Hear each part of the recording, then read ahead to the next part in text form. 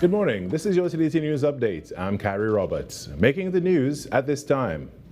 Officers of the Tobago Divisional Task Force recovered a firearm, ammunition, and cannabis during separate intelligence-led operations in Tobago on Sunday.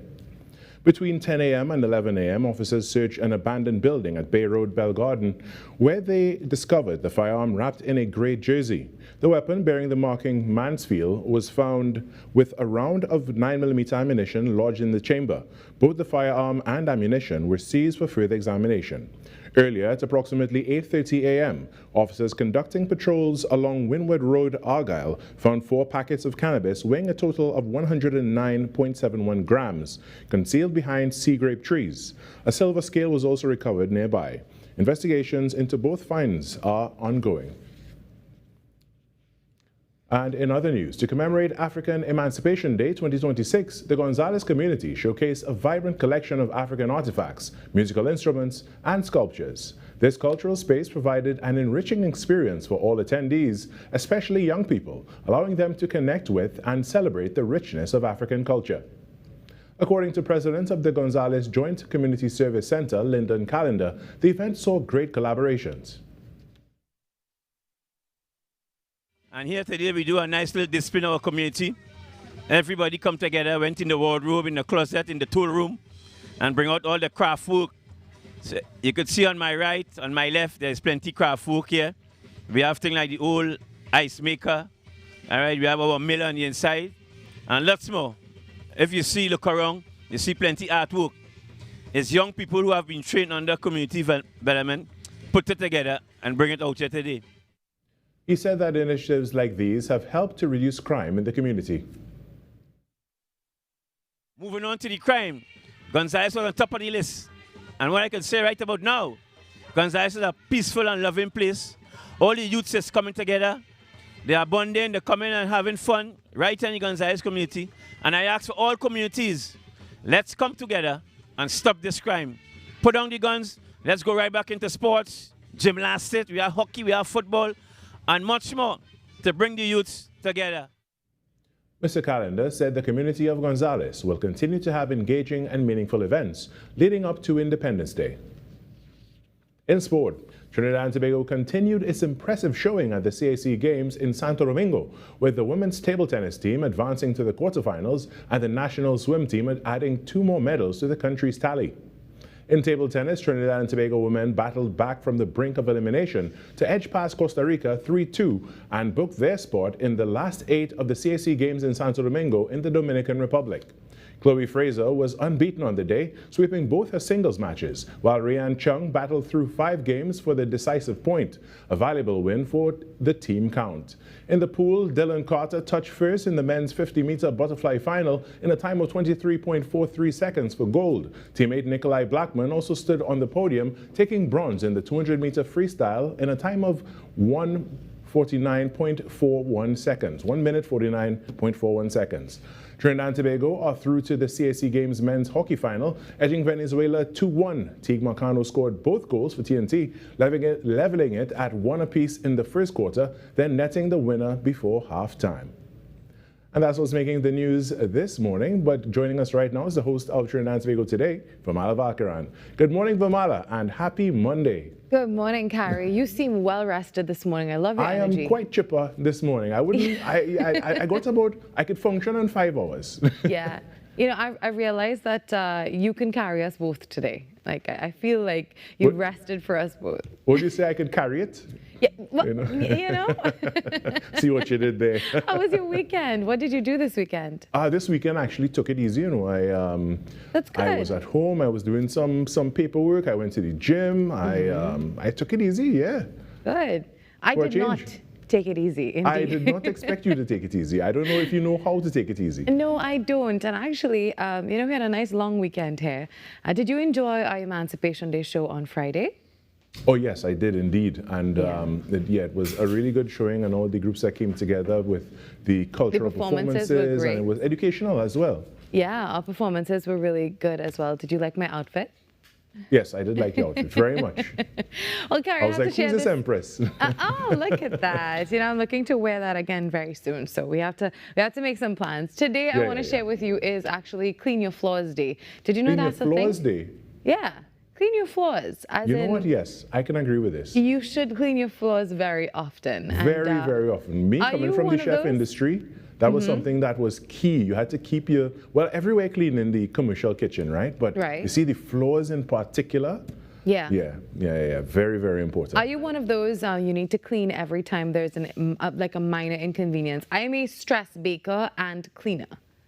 Yeah, so you see, when I'm cooking, I clean as I go. However, Right. when I clean the whole house, right? You clean Right. the whole apartment. Like, if I see one speck, I have to go back and get that broom and scoop and just like... Okay, well then ladies and gentlemen, we have a problem here. No, But no, actually, because it's you know, a good like habit. I like when you have a really clean place. You know, like you clean the place, you wipe down everything. You feel good. You scrub the bathroom, you put up like these scented things so the whole place smelling nice too. And then and you clean your floors and everything shining. Yeah. And then you're like, you see like something there. It's just like, no, it's spoiling the perfection. You need to, bask in it Carrie, a to little all the bit. people that you impress every single day, I think you just added something extra to your resume this morning. Oh yeah? Yeah, I think take that. everyone's very pleased with that. He cooks, he cleans, he returns, to every speck of dust that is still there. And he's, well, I don't know about that, director. I don't know about that part. I don't know about his availability, but I don't think that's true.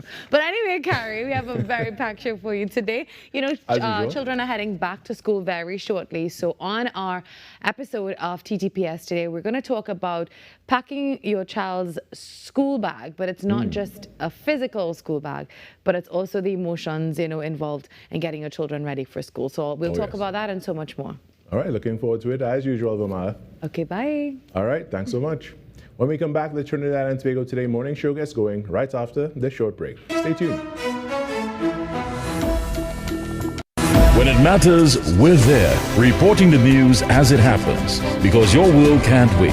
TTT News, nightly at 7. TTT News, committed, accurate, relevant.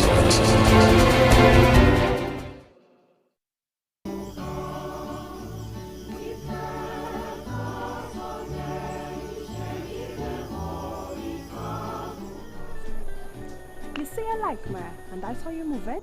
What kind of man you gonna make, boy? A good one. For you. Oh, please. Better cut crew, darling. Better cut crew. Listen. A man could do, and a man could say anything for the woman you love. Love? We share your partner. Not yet, but I could still hope.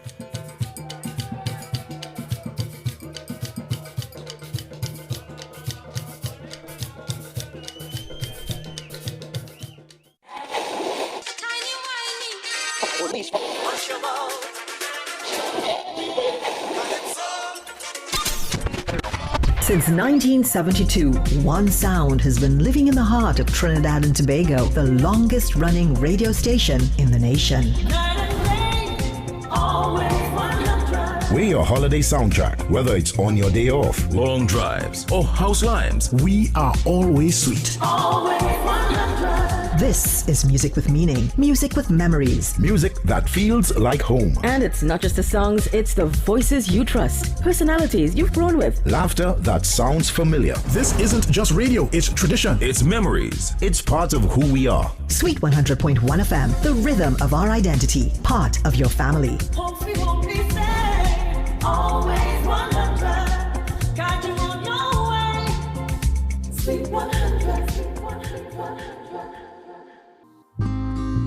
You are dearer to me than all the stars. So many wish but never reach. 'Cause when I'm falling and all the world seems dark, you help me find my peace. Oh, shun mi ba fishani. Oh, shun mi ba.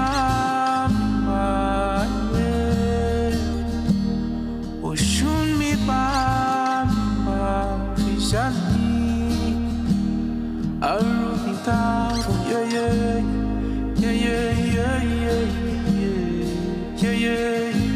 Yeah, yeah, yeah, yeah, yeah, yeah, yeah, yeah.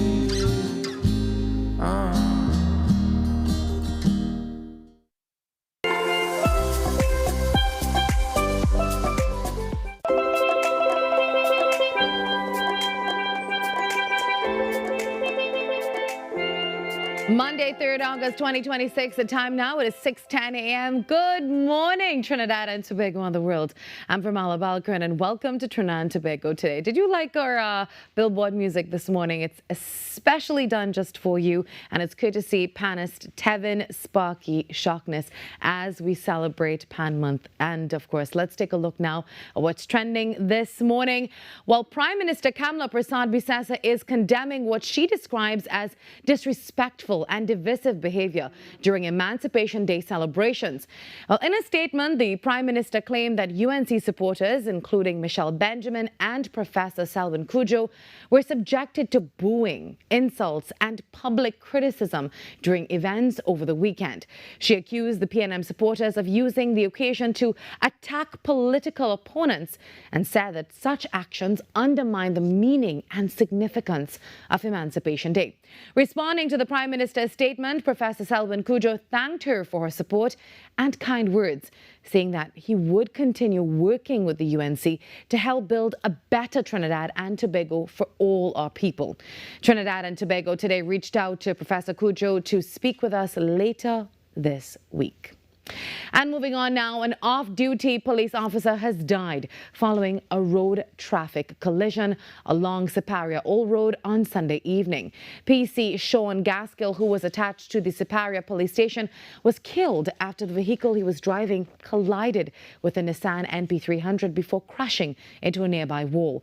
Now, the crash occurred near Colley Street just before 6 p.m. Emergency responders pronounced the officer dead at the scene, while investigators from the Highway Patrol and Road Policing Unit also continue inquiries. Also now, a 23-year-old police officer is expected to appear before the court today, charged with misbehavior in public office after a TTPS-issued firearm reported missing from the Mayaro police station was recovered. The TTPS says the matter was uncovered during an internal investigation and has reaffirmed its zero-tolerance stance on breaches of trust within the service. And moving on now, Trinidad and Tobago's Dareem the Dream Richards powered to silver in the men's 400 meters in the 2026 Commonwealth Games in Glasgow, clocking 44.82 seconds to continue his outstanding season. Richards' latest achievement marks his 4th Commonwealth Games medal and headlines another successful day for Team TNT. Cyclist Nicholas Paul also claimed silver in the men's sprint, while the women's 4x100 meter relay team to Michelle Lee Ai, Shanika Bascom, Reese Webster and Leah Bertrand earned bronze. Now, Bascom added the relay medal to the 200-meter silver that she won a day earlier, as Trinidad and Tobago also picked up bronze medals through Akeem Stewart, the men's team sprint cycling team, and boxer Nigel Paul. Let's take a look now at a portion of Dareem's race and hear his post-race reaction, courtesy Making of Champs on YouTube. Good running on the inside from Barnes, the Jamaican, but here comes Agazi now. Is he going to unleash that power? Can Richards stay with him? No, he can't. Agazi going clear. Battle for third place there. We can run him from the South African too, but that's a big, big win. 44.26, and he's 4 or 5 meters clear. Wow. I'm definitely satisfied. Every time I touch the track, I give my best, and whatever my best allows me to do, I'm satisfied with it. Once I cross the line and I know that this was 100%, I'm definitely satisfied. It's a blessing from God to go out there and to compete with such a classy field of guys. And you know, I'm just happy for it to all be over. I have a little bit of rest now. I've been in Europe for the past 2 months, so I just can't wait to go back and see my family, my wife, my daughter. Fantastic. Sorry, what are you saying to Ogazi?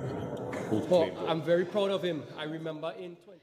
And now Spain's North African enclave of Ceuta is returning to normal after a major migrant surge that saw thousands cross the border from Morocco. Many of those who entered have since returned, but the incident has left residents shaken as authorities continue searching for victims and reviewing border security measures. Well, the crisis has reignited Europe's immigration debate, with Spanish far-right groups calling for tougher border controls, while others say migrants should not be blamed for seeking better opportunities. The events have also tested Ceuta's long-standing identity as a multicultural city where Christian, Muslim, Jewish, and even Hindu communities have traditionally lived side by side. Well, coming up inside the show today on TTPS Today, we're talking about preparing children emotionally for the return to school. We continue our Steel Pan Month celebrations with international panist Rennie Shoy Isaiah Phillip, and we meet our favorite 7-year-old pan talent Taj Pariag. We'll also take a look at new opportunities for local businesses to enter the Canadian market, and we meet the team behind Girls with Roots, empowering young girls through confidence and leadership. So grab a cup of coffee and settle in. Trinidad and Tobago Today has begun, but as Steel Pan Month continues, we head to Tobago, where the next generation of panists is being shaped by dedicated tutors, keeping our national instrument alive.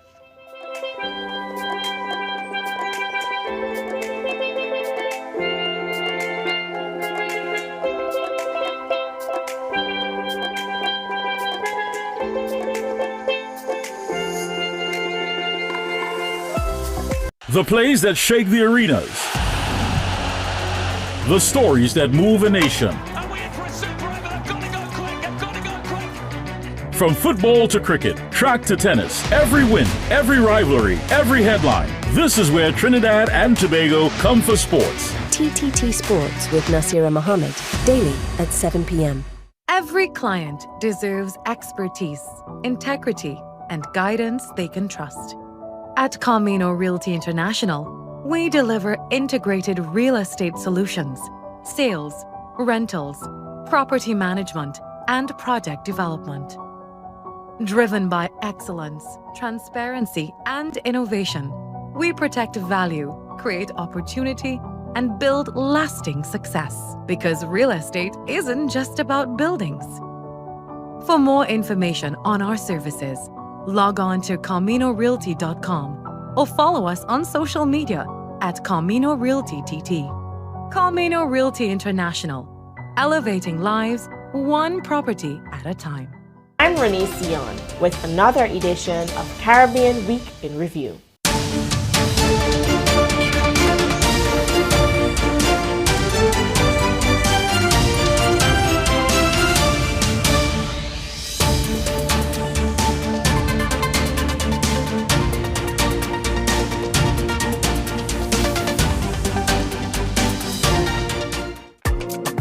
What if possibility was only the beginning? Welcome to Limitless, a journey where ideas become action and action becomes impact. From breaking barriers and challenging misconceptions to designing with dignity and driving innovation with heart.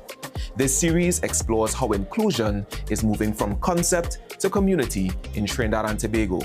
Across each episode, we meet the change makers and everyday leaders, turning challenges into opportunity, building real solutions that change real lives, from possibility to impact. This is Limitless.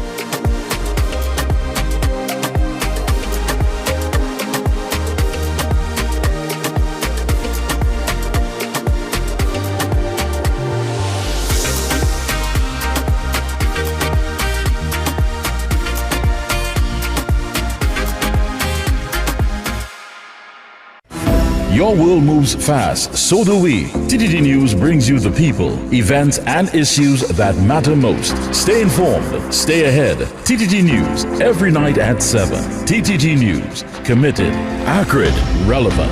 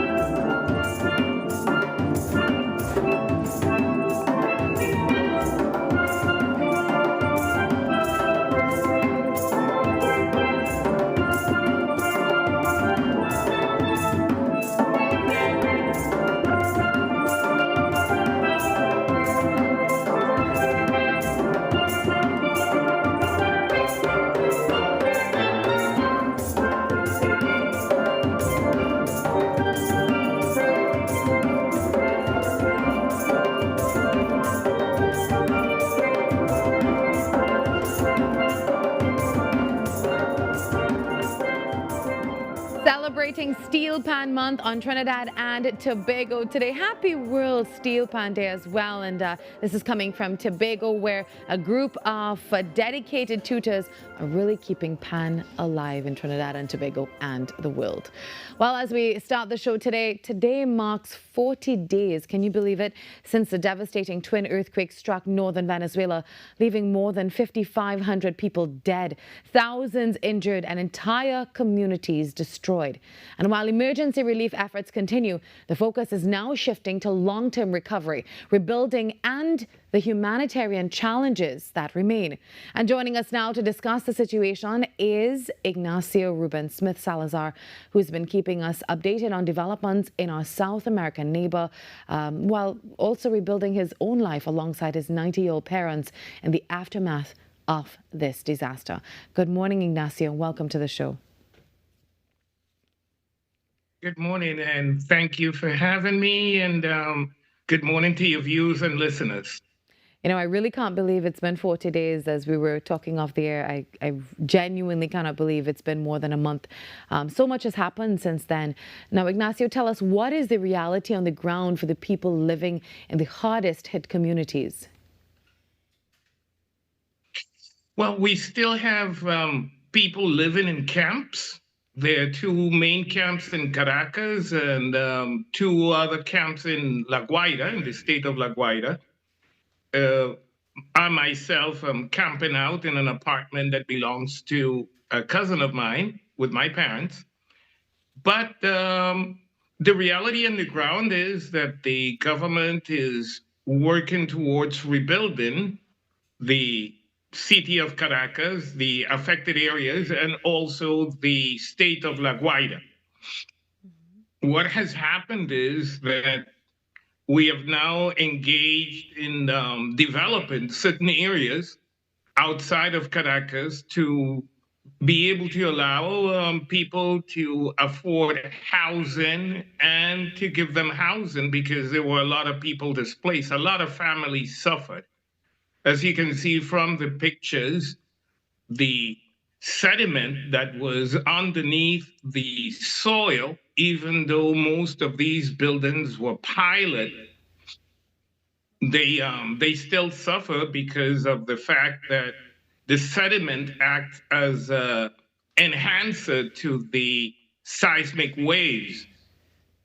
This is something that a lot of people don't understand. It's not poor construction or anything of the sort. It's the type of soil that was between the anchoring of the building and the building itself. And this is what actually triggered a lot of the destruction. Having said that, the government is now moving towards increasing the seismic norm through the Norma Covenant 1756. I believe that is going to be updated to allow construction when it takes place in these areas that are prone to suffer a lot. They would then try to incorporate some of the measures or the methodology that is currently used in Japan and other countries to overcome the effects of a devastating earthquake or a devastating double earthquake that we experienced on June the 24th. But the government is working, and things are looking right. In the municipality that I live in, 75 buildings were affected, but only 22 received the red light. One of those buildings that received the red light was the building that I lived with, my parents. Well, Ignacio, it's been so much that you've all been dealing with. What are the biggest challenges that people are facing currently? Well, what has happened is that the economy has contracted severely over the last, I would say, 10 years. 12 years. So what needs to happen is, and this is a very big opportunity to create employment, because as you probably know, the construction industry is what we called in economics a time consistent and a time inconsistent industry, meaning it serves the purpose of the people in the short term, but it also serves the purpose of the people in the long term. So if you want to create a sustainable area where you employ a lot of people, one of the first sectors that is actually activated is the construction industry. And this is what the government is currently working on. Now, Ignacio, I know that we've seen some support from international organizations, financial institutions, lots of, Caribbean countries as well coming together to really help. How important has that assistance been? And do you think it's reaching the people that need all of this most? Yes. And I will explain why.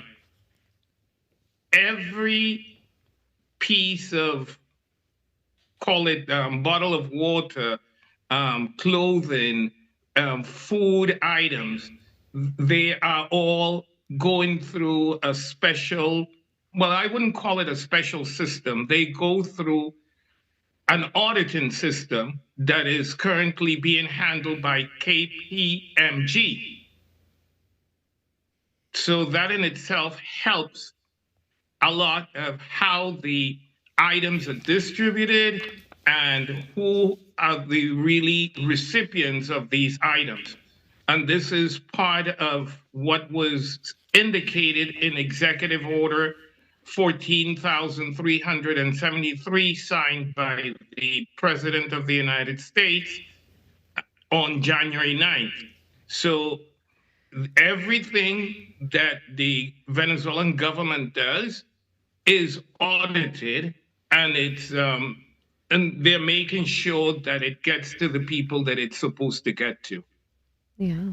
Well, Ignacio, before we wrap up this morning, as Venezuela moves from emergency response now to rebuilding, what gives you hope, and what message would you like to leave with the people of Trinidad and Tobago about the road ahead? Well, just have us in your prayers, and don't lose the faith.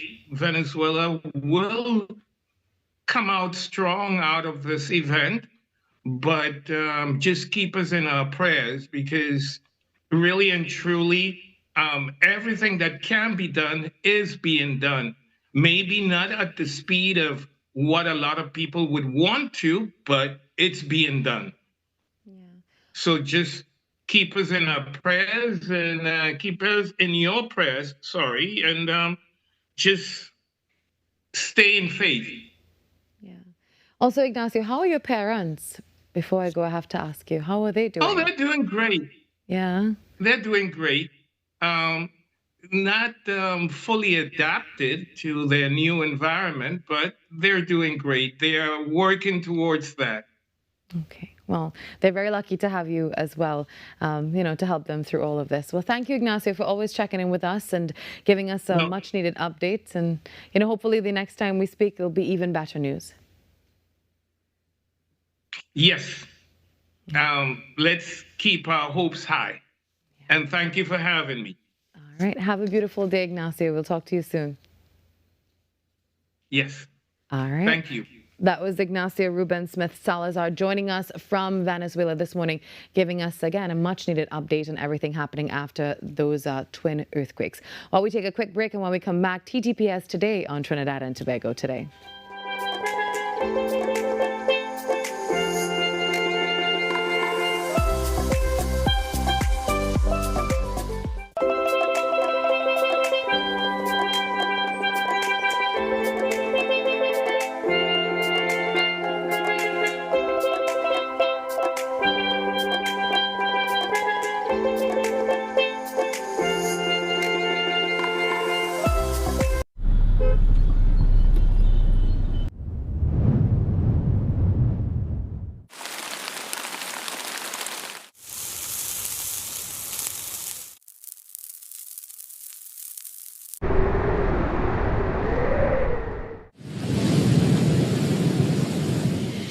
Whatever the skies bring, stay prepared with TTT Weather.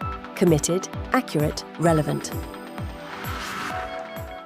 Attention viewers in Trinidad and Tobago. The Truth of God now airs on the TTT network every Sunday morning at 7 a.m. You won't want to miss the dynamic preaching of Pastor Jennings as he speaks from God's Holy Bible. The Truth of God, Sunday mornings at 7 a.m. on the TTT network.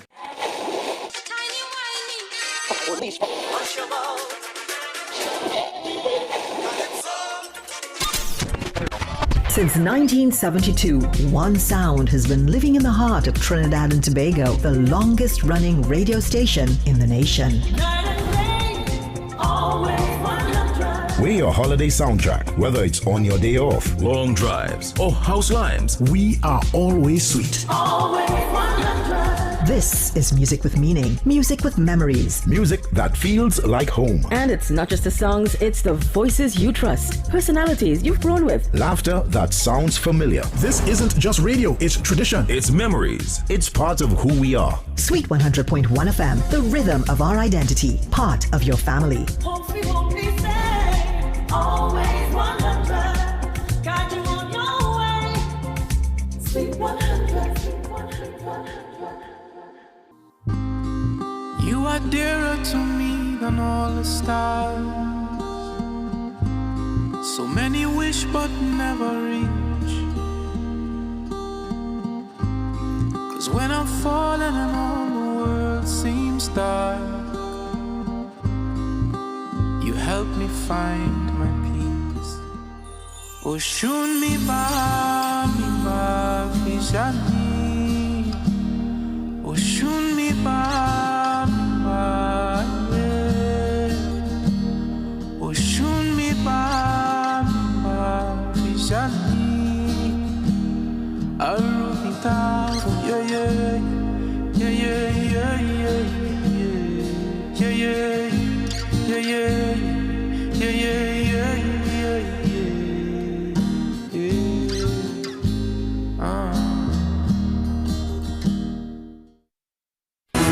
If it matters to you, it matters to us. We report the news, real stories in real time. TTT News, nightly at 7. TTT News, committed, accurate, relevant.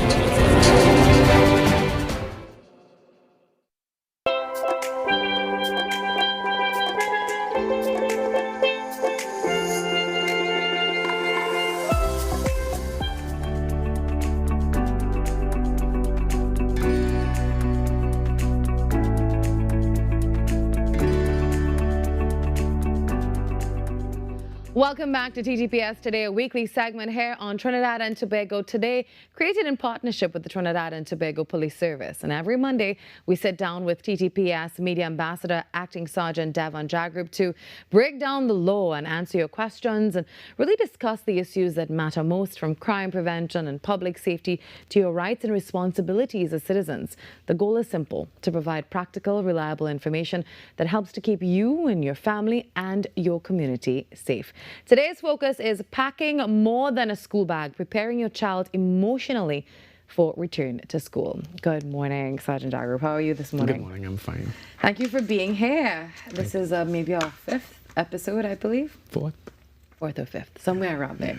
Well, I know, children are heading back to school, and I want to start by establishing what exactly does it mean to prepare a child emotionally to head back to school? Yeah, well, it's about preparing them mentally from the freedom of vacation back to the routine of school. Yeah. Yeah, because remember, we have to take into consideration that they would have sort of shaken off the whole idea of school, and now we are going back into school. Yeah. So as law enforcement officers, we identify that people generally feel a lot more safe when they go to familiar places. So for students who are going to our school for the first time, what parents should do, they should take their child to the school compound, let them see it, let them get familiar with it, walk the route with them. This gives them a certain degree of comfort. It sort of brings down the nerves and it builds emotional resilience. Yeah, familiarize yourself with this. I wish I knew that back in my time.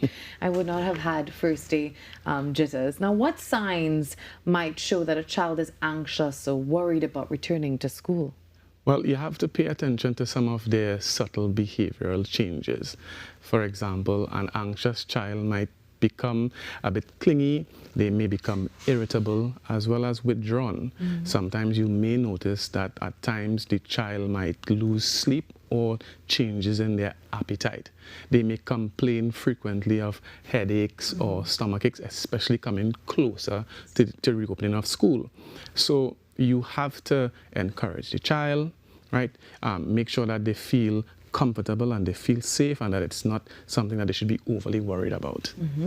Now, what conversation should parents be having with their children before school reopens? Well, let's start with the basics. First things first, you're going back to school, so we must adhere to the school rules, particularly the code of conduct. Introduce them to personal safety if you haven't done that yet, and reintroduce them to their daily routines.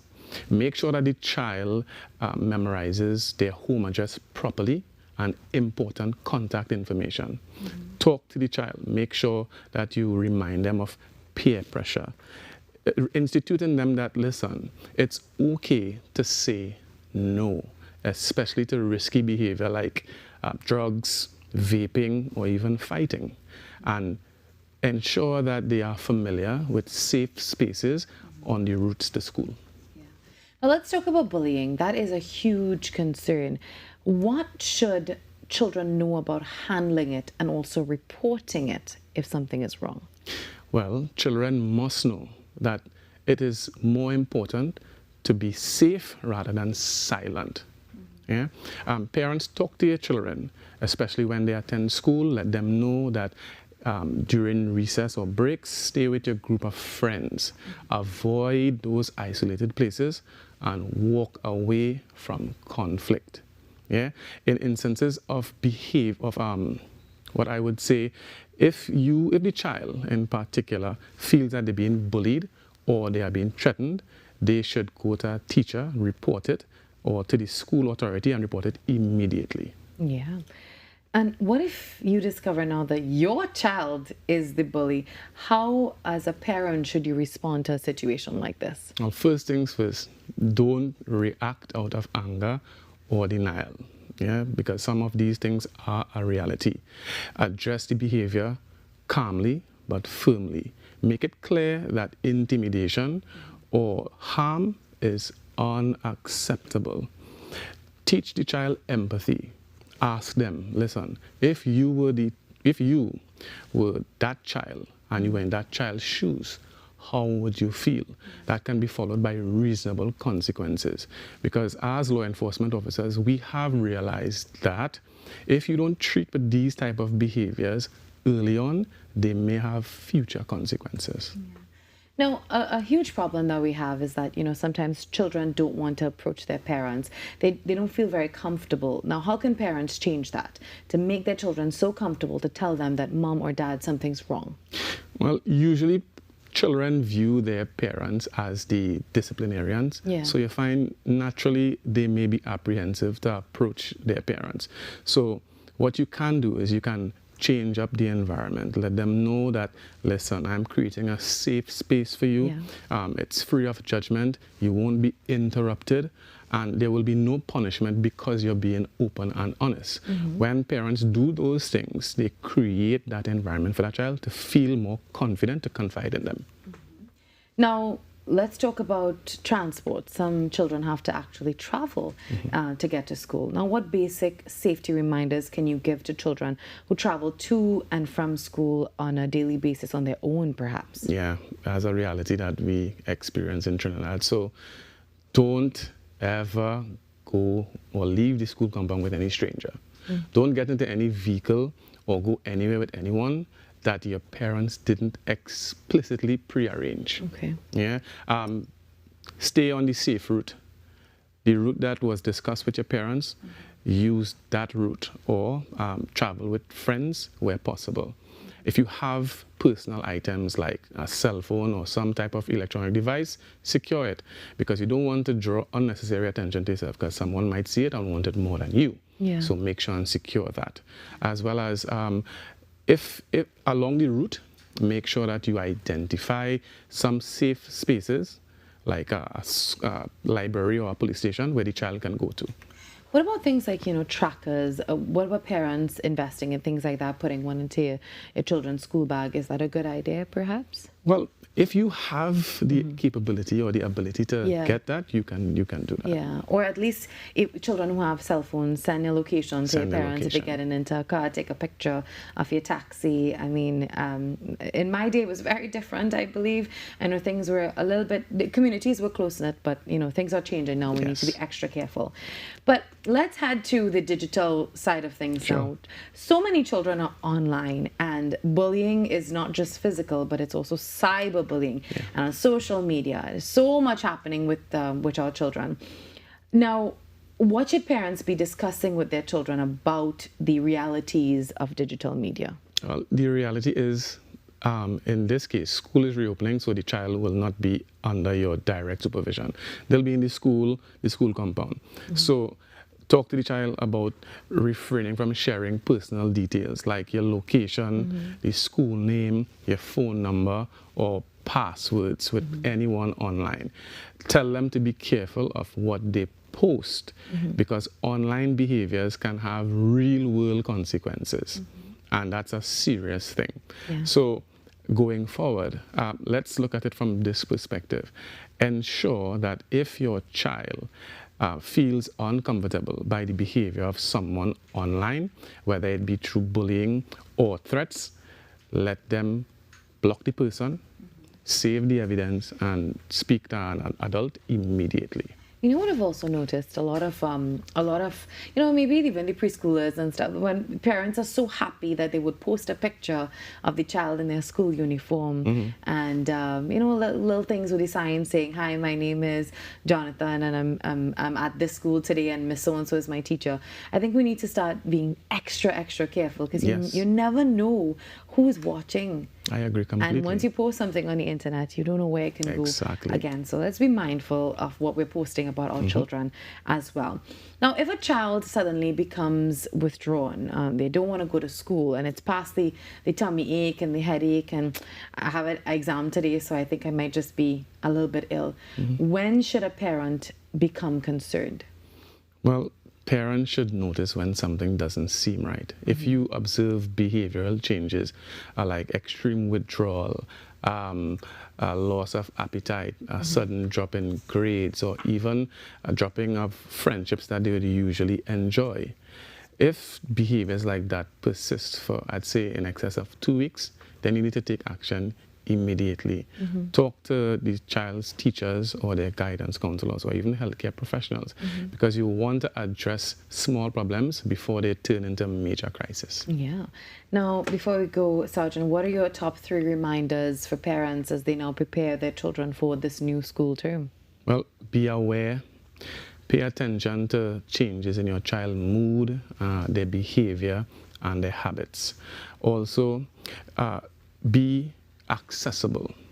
Keep the lines of communication wide open. Let them know that you have an environment that is free of judgment, and even if you have to treat with anything, it will be done with compassion. And also be proactive. Inform the child of their safety. Make sure that the child is respectful and responsible, and more importantly, if something doesn't sit right with them, say something. Well, getting ready for school isn't only about uniforms, as we said, and book supplies and all of that. It's also making sure that our children feel safe and comfortable and, just they want to tell us if something isn't right. Well, thank you very much once again, Sergeant, and thanks for joining us, and we'll see you on next week's episode of TTPS Today. Well, before we head to the break, don't forget our special Billboard music is courtesy Panis Tevin Sparky Shockness as we celebrate World Steel Pan Month on Trinidad and Tobago today.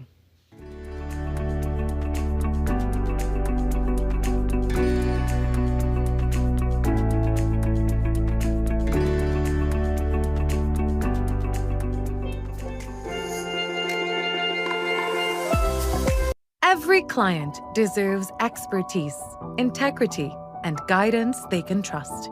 At Camino Realty International, we deliver integrated real estate solutions, sales, rentals, property management, and project development.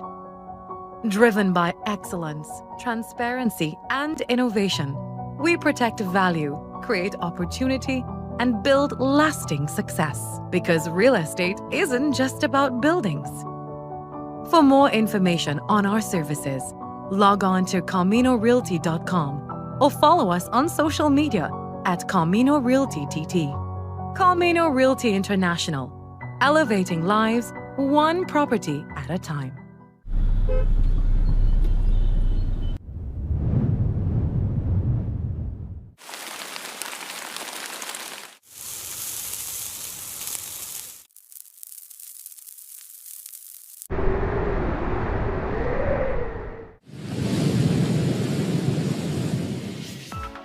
TTT Weather with Zaina James, daily at 7 p.m.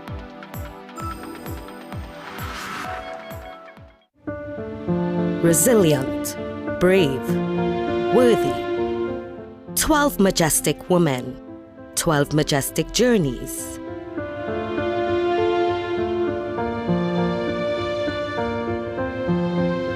Majestic Makeover Season 3, coming soon to TTT. And TTT Live Online. Majestic Makeover Season 3 is powered by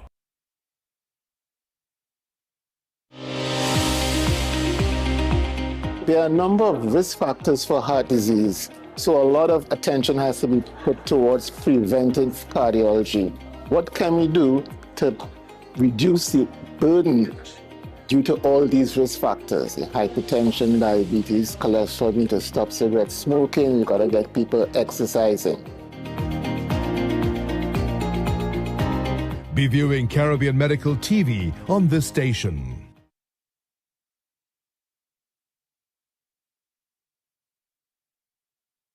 Unleash your imagination with TTT's Terrific Toontime.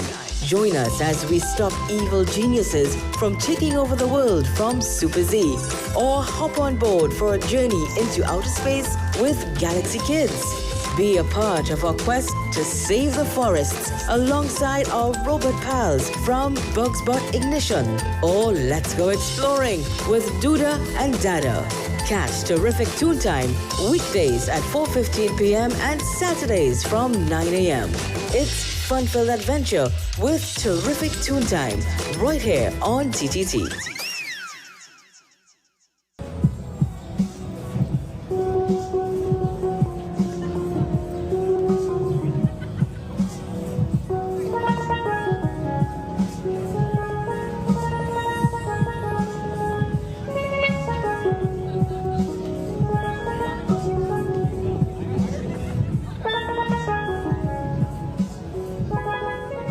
August is Steel Pan Month, a time to celebrate an instrument that was born right here in TNT and has grown into one of our greatest cultural gifts to the world. And a few things demonstrate the global reach of the steel pan, quite like the journey of our next guest. Rene Shoy Isaiah Phillip began his musical career with the Skiffle Bunch Steel Orchestra, eventually becoming a section leader before taking his talent beyond our shores.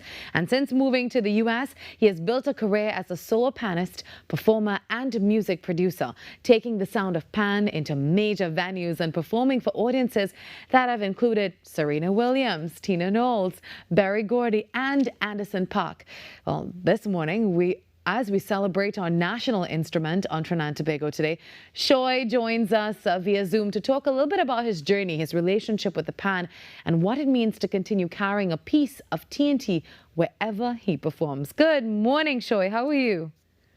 Hi, good morning. I'm good. How are you? I'm doing great. Now let's start at the beginning. You've been playing pan for more than 15 years. What do you remember about the first time you discovered the instrument and realizing that this was something that you had a real gift for? Good question. I started when I was 14 years old. So let's just say I started late compared to my peers who started when they were like literally 3 years old, 5 years old. How I got involved in the instrument was through a neighbor of mine, well, there were some neighbors who were known for playing the instrument. And let's say, long story short, they were walking, and I asked them where they were going. And they say they're going to the Panyard, and I asked them if I could come. And that was it. I went into the Panyard, and a gentleman by the name of David, he had dreads. And he gave me some sticks. I got the ton of pan, and it's just something, it like a bug. I just fell in love, it's just something that's pulled me towards the instrument. I can't really explain it, but I just had this feeling like, you know what, this is something I would like to do. Yeah. Now, you also came through Skiffle Bunch Steel Orchestra, and you eventually became a section leader. So tell us about those early years in the Panyard, and what did they teach you, not only about music, but about discipline and really repping the 868? Well, let me just say before I expunge on that the first band that I started with was Antillian All Stars on Carib Street. And then I briefly moved to Pan Elders. And my godmother, she was the one who said she wanted me to be by Skiffle Bunch. Reason being that Skiffle Bunch is right there on the coffee, the main street. And she say, I went when I'm passing in a taxi, I could see in the Panyard, I could stop by and make sure that you're okay. So I said, okay. I was a bit reluctant at first, but I went eventually because at that time, Skiffle Bunch was a band that has so many musical accolades. So I was a new player, and I was very, very intimidated of like joining that band. But long story short, I remember the first day I stepped foot in her Panyard, there was a young tenor player. He had his nickname was Laos, and I was sitting in front, and then he was in the back practicing. So I was kind of listening to what he was practicing. And when he took a break, he came and he saw me. He said, "Small man, where you come for?" I said, "I come to learn pan." He said, "All right, come." And then he put me in the back room where he was rehearsing. He pulled out two tenors and started teaching me the song. And that song was Bonnie and Clyde by Destra. And it turned out around that time that Skipper, well, Junior Regrello, our leader, he was just forming a junior band.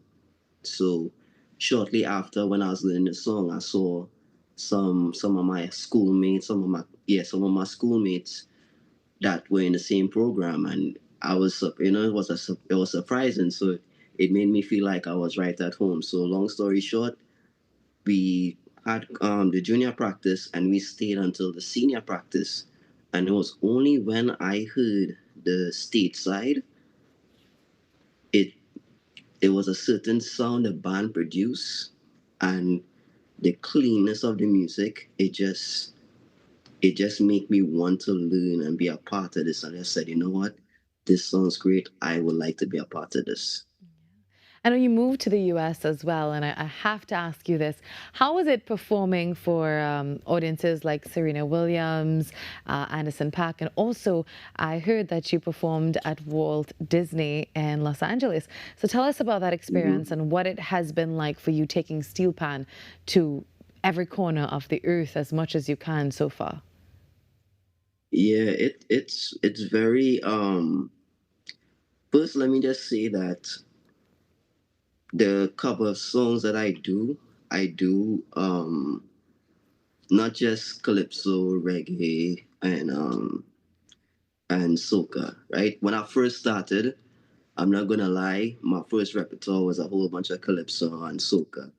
But I realized when I'm performing, a lot of people, they never really stop. They will just, kind of like, oh, this is cool, and just walk by.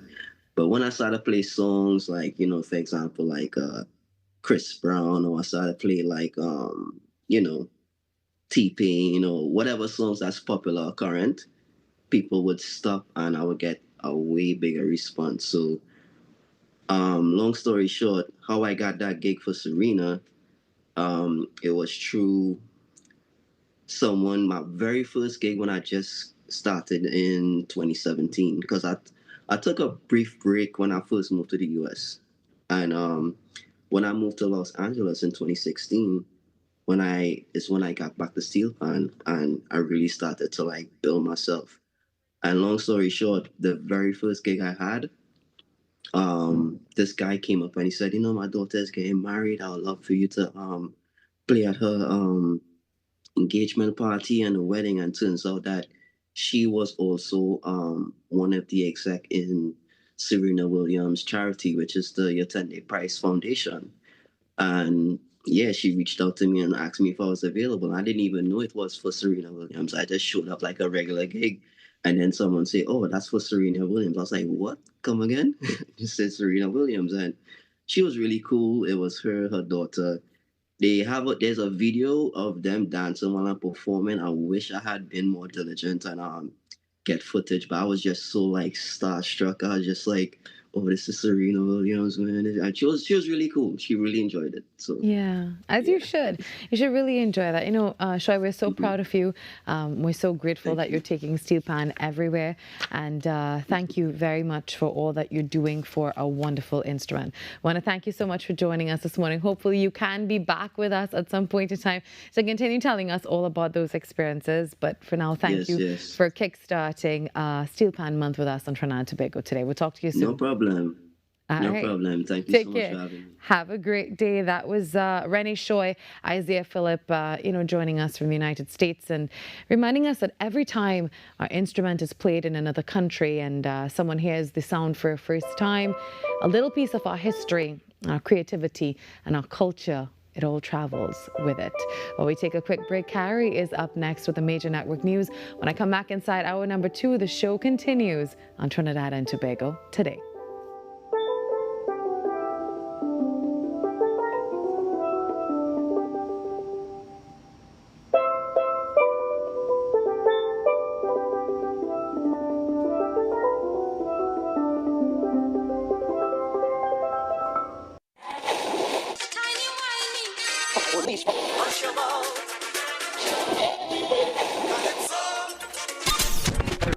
Since 1972, one sound has been living in the heart of Trinidad and Tobago, the longest running radio station in the nation.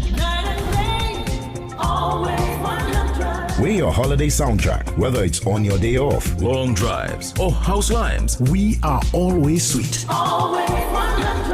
This is music with meaning, music with memories. Music that feels like home. And it's not just the songs, it's the voices you trust, personalities you've grown with. Laughter that sounds familiar. This isn't just radio, it's tradition. It's memories. It's part of who we are. Sweet 100.1 FM, the rhythm of our identity, part of your family. Always 100, guide you on your way. Sweet 100, sweet 100. What if possibility was only the beginning? Welcome to Limitless, a journey where ideas become action and action becomes impact. From breaking barriers and challenging misconceptions to designing with dignity and driving innovation with heart. This series explores how inclusion is moving from concept to community in Trinidad and Tobago. Across each episode, we meet the change makers and everyday leaders turning challenges into opportunity, building real solutions that change real lives, from possibility to impact. This is Limitless.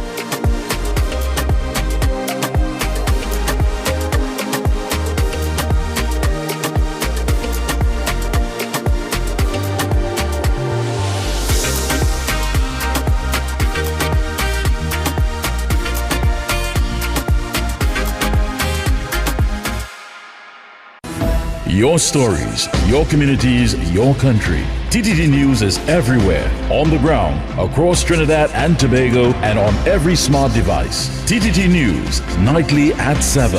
TTT News, committed, accurate, relevant.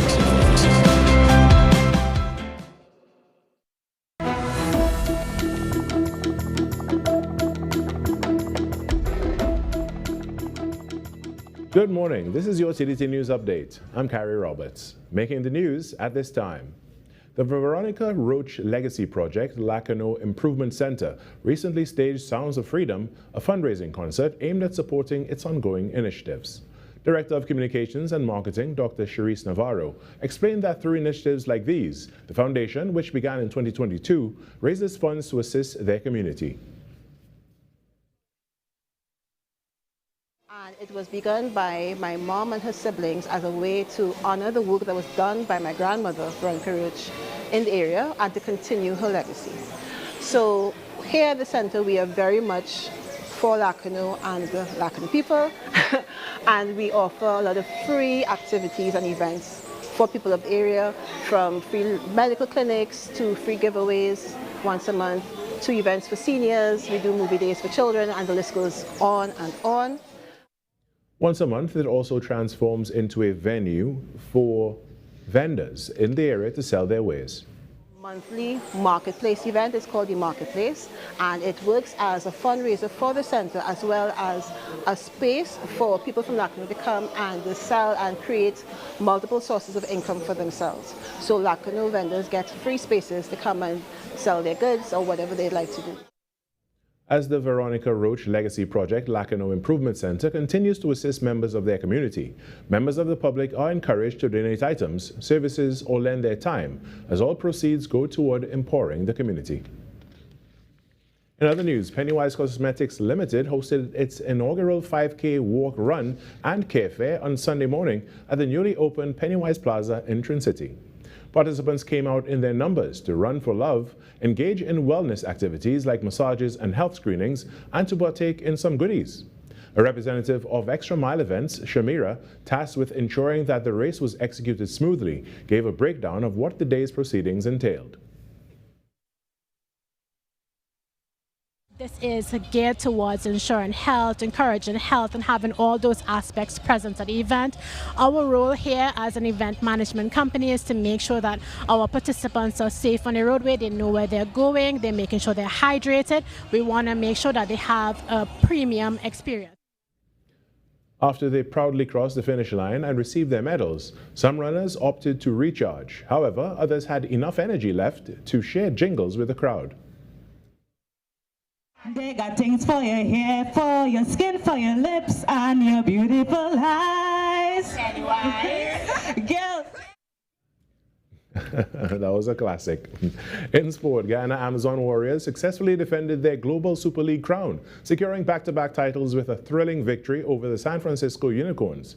In doing so, they recorded the lowest successful run chase in a T20 tournament final.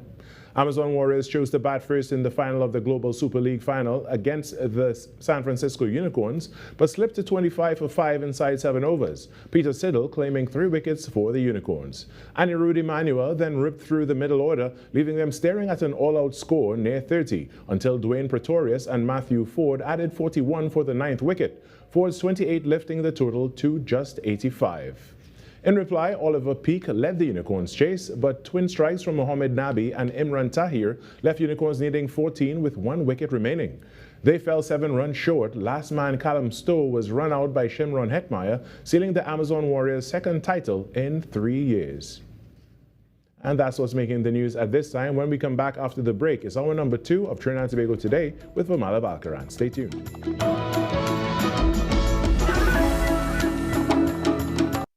Why is Talk City 91.1 FM the leading talk station in Trinidad and Tobago? Because nobody delivers conversations like we do. Start your mornings with Ground Report. Andy Pitbull Williams, Lennox Smith, and Nigel Snipes setting the agenda from 6 to 9 a.m. Then it's Off the Record with Stefan Reese and Mr. X, Fearless Talk, and the issues everybody's discussing. Stay connected with Sharon. Take it front with Officer Shabadi. Go beyond limits with Roland Stewart. Drive home with Heavy Duty and David Welch on Under the Radar. And wrap up your day with Kingsley and OB on The Wrap Up. Real talk, real people, real Trinidad and Tobago. Listen live on Talk City 91.1 FM and follow us on social media, Facebook, Instagram, and YouTube. Talk City 91.1 FM, the #1 talk station in Trinidad and Tobago.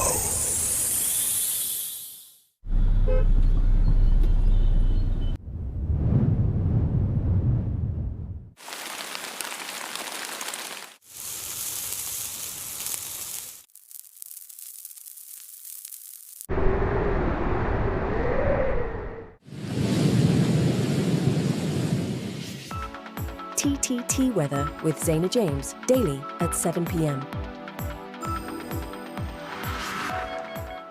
The plays that shake the arenas. The stories that move a nation. From football to cricket, track to tennis, every win, every rivalry, every headline. This is where Trinidad and Tobago come for sports. TTT Sports. Committed, accurate, relevant.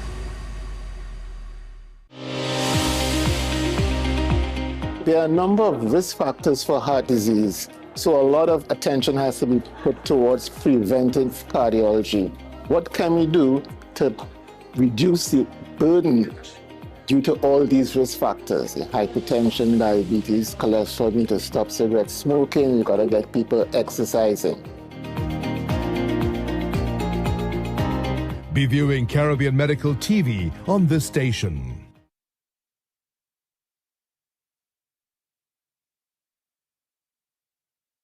Up for this exciting challenge and confident about your business? If you are, the 1020 feature is just what you need. It's where you give your customers 10 reasons in 20 seconds why they should shop by you. This fun-filled feature will be captured, packaged, and aired on television and promoted on social media simultaneously. Small, medium, and large businesses call or WhatsApp 764-3378 or 313-4215. Let's feature your business. 1020 with Junior K. It's affordable, effective, and fun.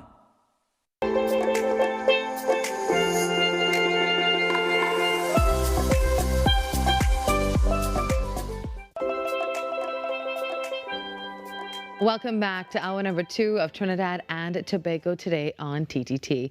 Well, the Trinidad and Tobago Chamber of Industry and Commerce is looking to help more local businesses move beyond our borders and into the Canadian market.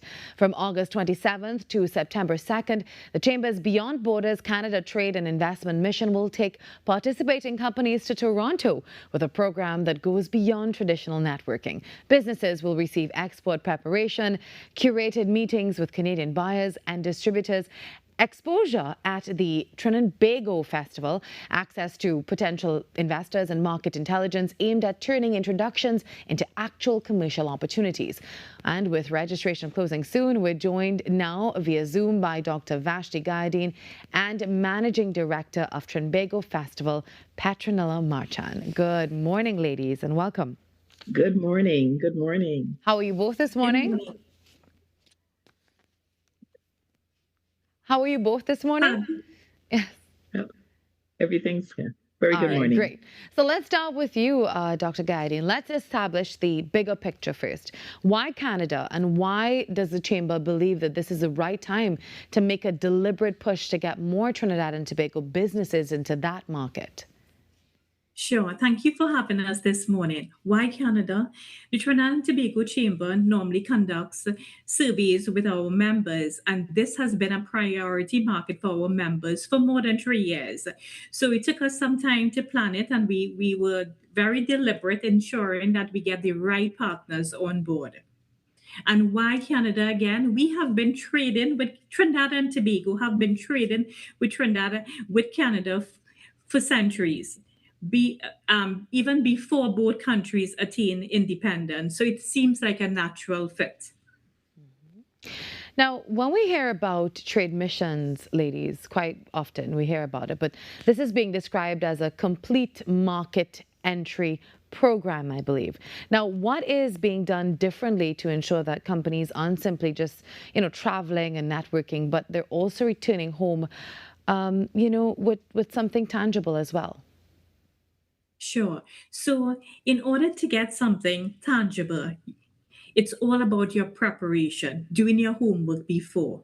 So our intention, what we are doing differently this time, is that we are ensuring Canada is an advanced economy. It's a sophisticated market. So we are making every effort, and we have partnered with Global Trinidad and Tobago to ensure that each delegate gets the necessary training before they meet with buyers and investors in Canada. So that's number one, which we are doing differently.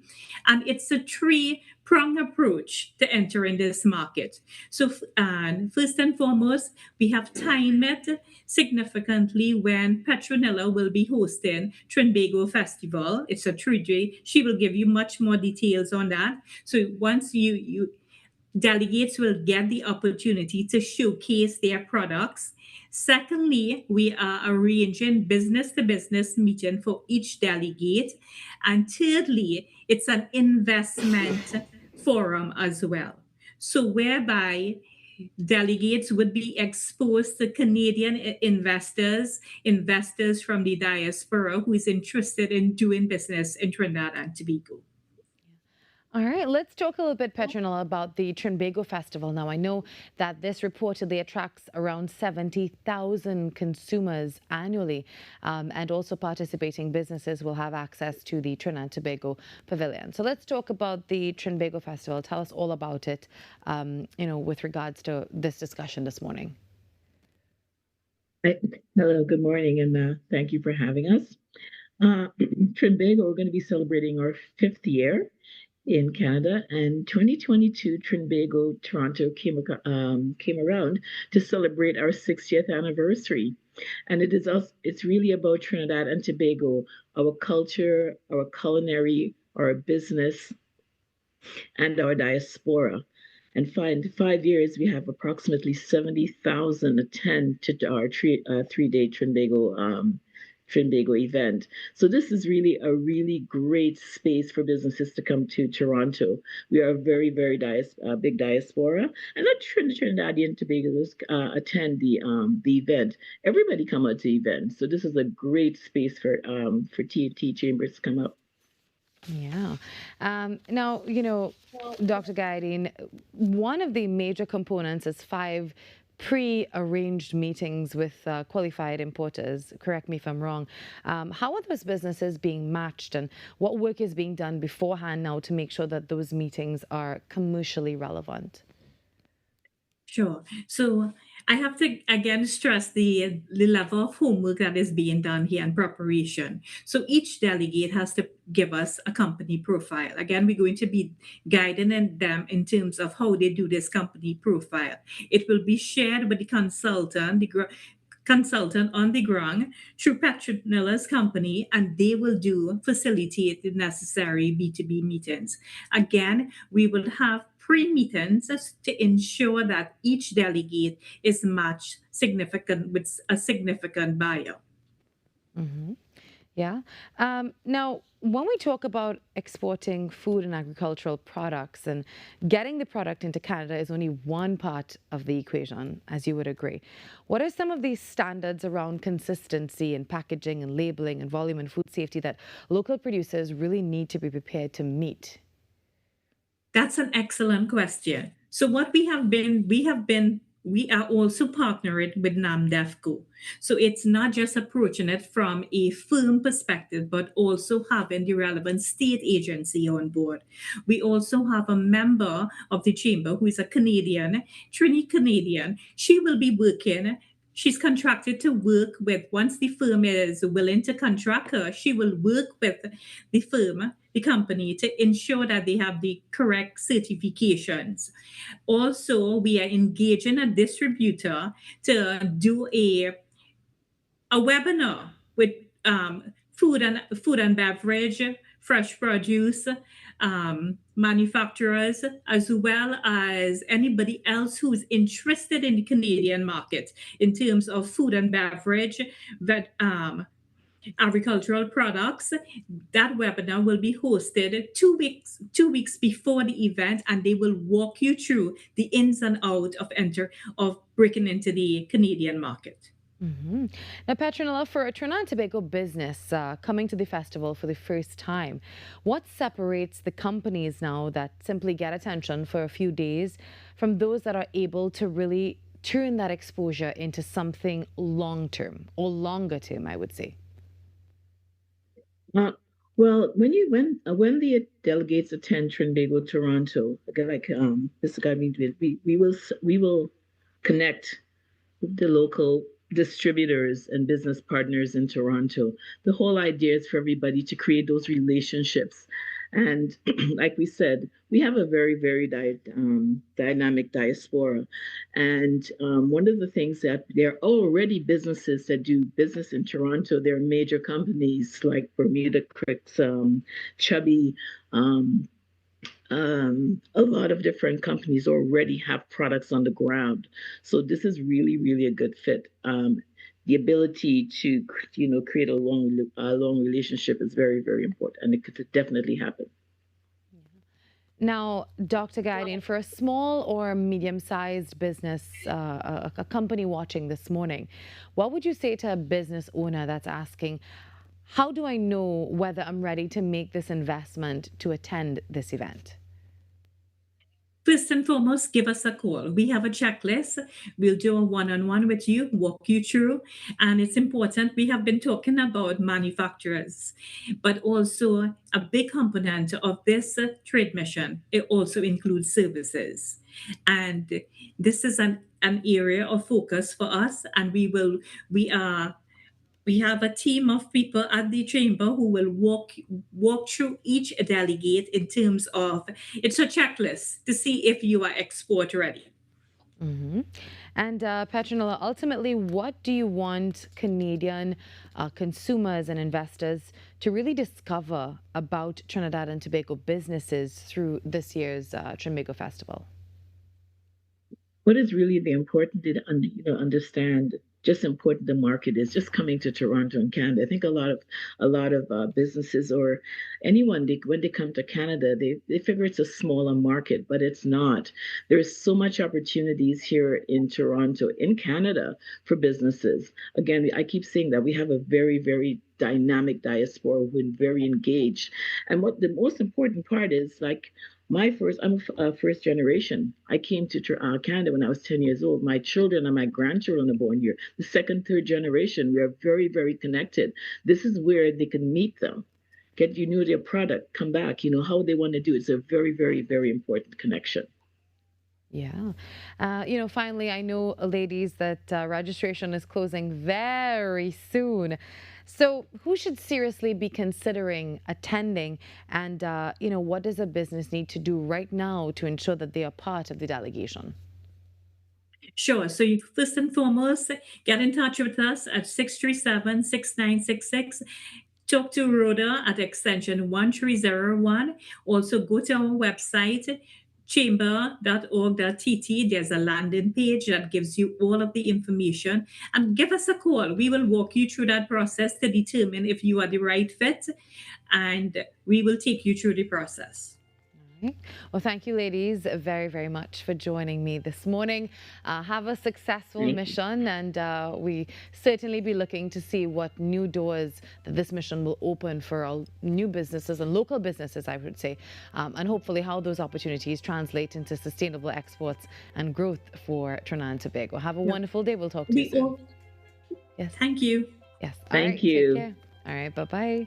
The time now, 7:18 on Trinidad and Tobago Today. For all the stories that you see here and more, simply follow us at TTT Live online and at TNT Today Show.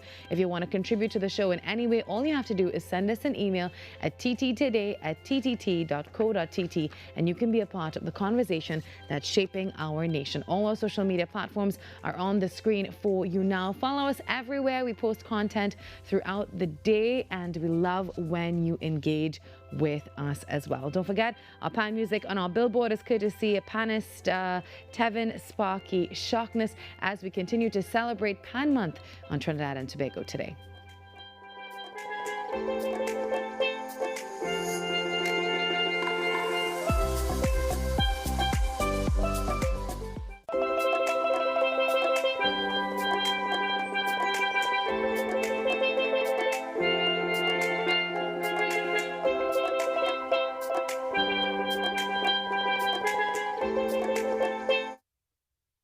Every client deserves expertise, integrity, and guidance they can trust. At Camino Realty International, we deliver integrated real estate solutions, sales, rentals, property management, and project development. Driven by excellence, transparency, and innovation, we protect value, create opportunity, and build lasting success. Because real estate isn't just about buildings. For more information on our services, log on to CaminoRealty.com or follow us on social media at Camino Realty TT. Camino Realty International, elevating lives one property at a time. 1 minute they're bawling in your ears and the next the house empty and you wonder where all the time gone. Time does fly. You have to make sure that you spend quality time with your family. Doing so will help build your relationship with them and create lasting memories. You can create memories by doing things together that you and your children enjoy, such as playing games together, going on outings, cooking and eating together. It doesn't have to be costly or extravagant, but simple things that allow for bonding. Meaningful connection are about the quality of time that you spend together rather than the length of time spent together. Try to be wholly present, totally present at those times. Put down the cell phone, forget about social media for a while, take off the TV, and give your children your undivided attention, listening to them and talking to them. At the end of the day, do your best to create memories with them, warm, lasting memories. Share if you found this useful, and like and follow our profile for further parenting tips. Today's letter is Q for quality time. Create memories before it's too late. Your news, anytime, anywhere. Join us nightly at 7. TTT News. Committed, accurate, relevant. Resilient, brave, worthy. 12 majestic women, 12 majestic journeys.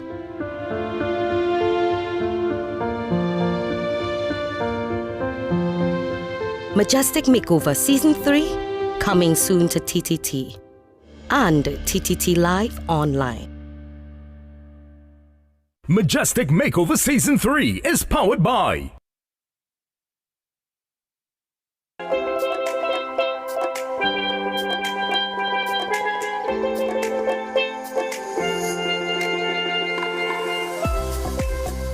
More than 100 girls applied for just 45 spaces in this year's Pretty Powerful Leadership Program. And perhaps that tells us something important about what young girls are looking for today. Now in its 6th year, the Girls with Roots initiative creates a space for girls between 13 and 16 to really build confidence and understand themselves and develop their voices and learn what it means to lead and create change in their communities. And the work is growing. Girls with Roots has now established its first permanent home at 115 Edward Street in Port of Spain, while also expanding its work into schools across Trinidad and Tobago.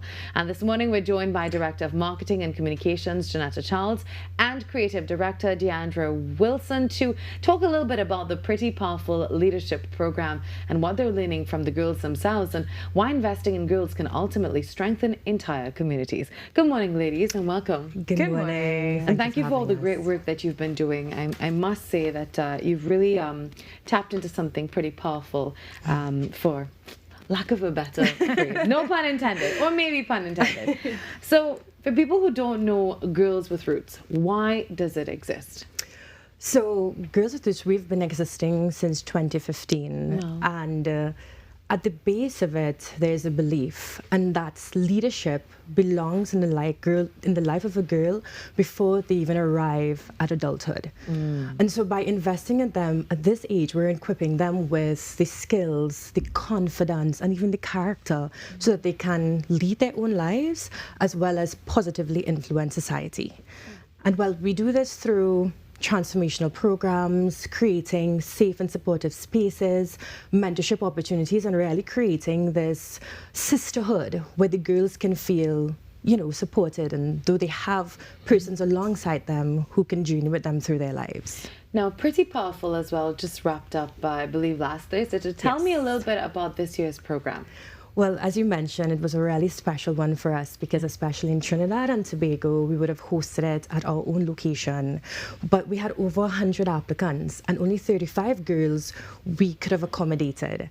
The girls this year would have been exposed to a number of different areas, from personal development, goal setting, mental health, being able to dress with a purpose, using their voices. And there was a thread that connected every single session, and that was our theme, that connects to the name of our organization, Deeply Rooted.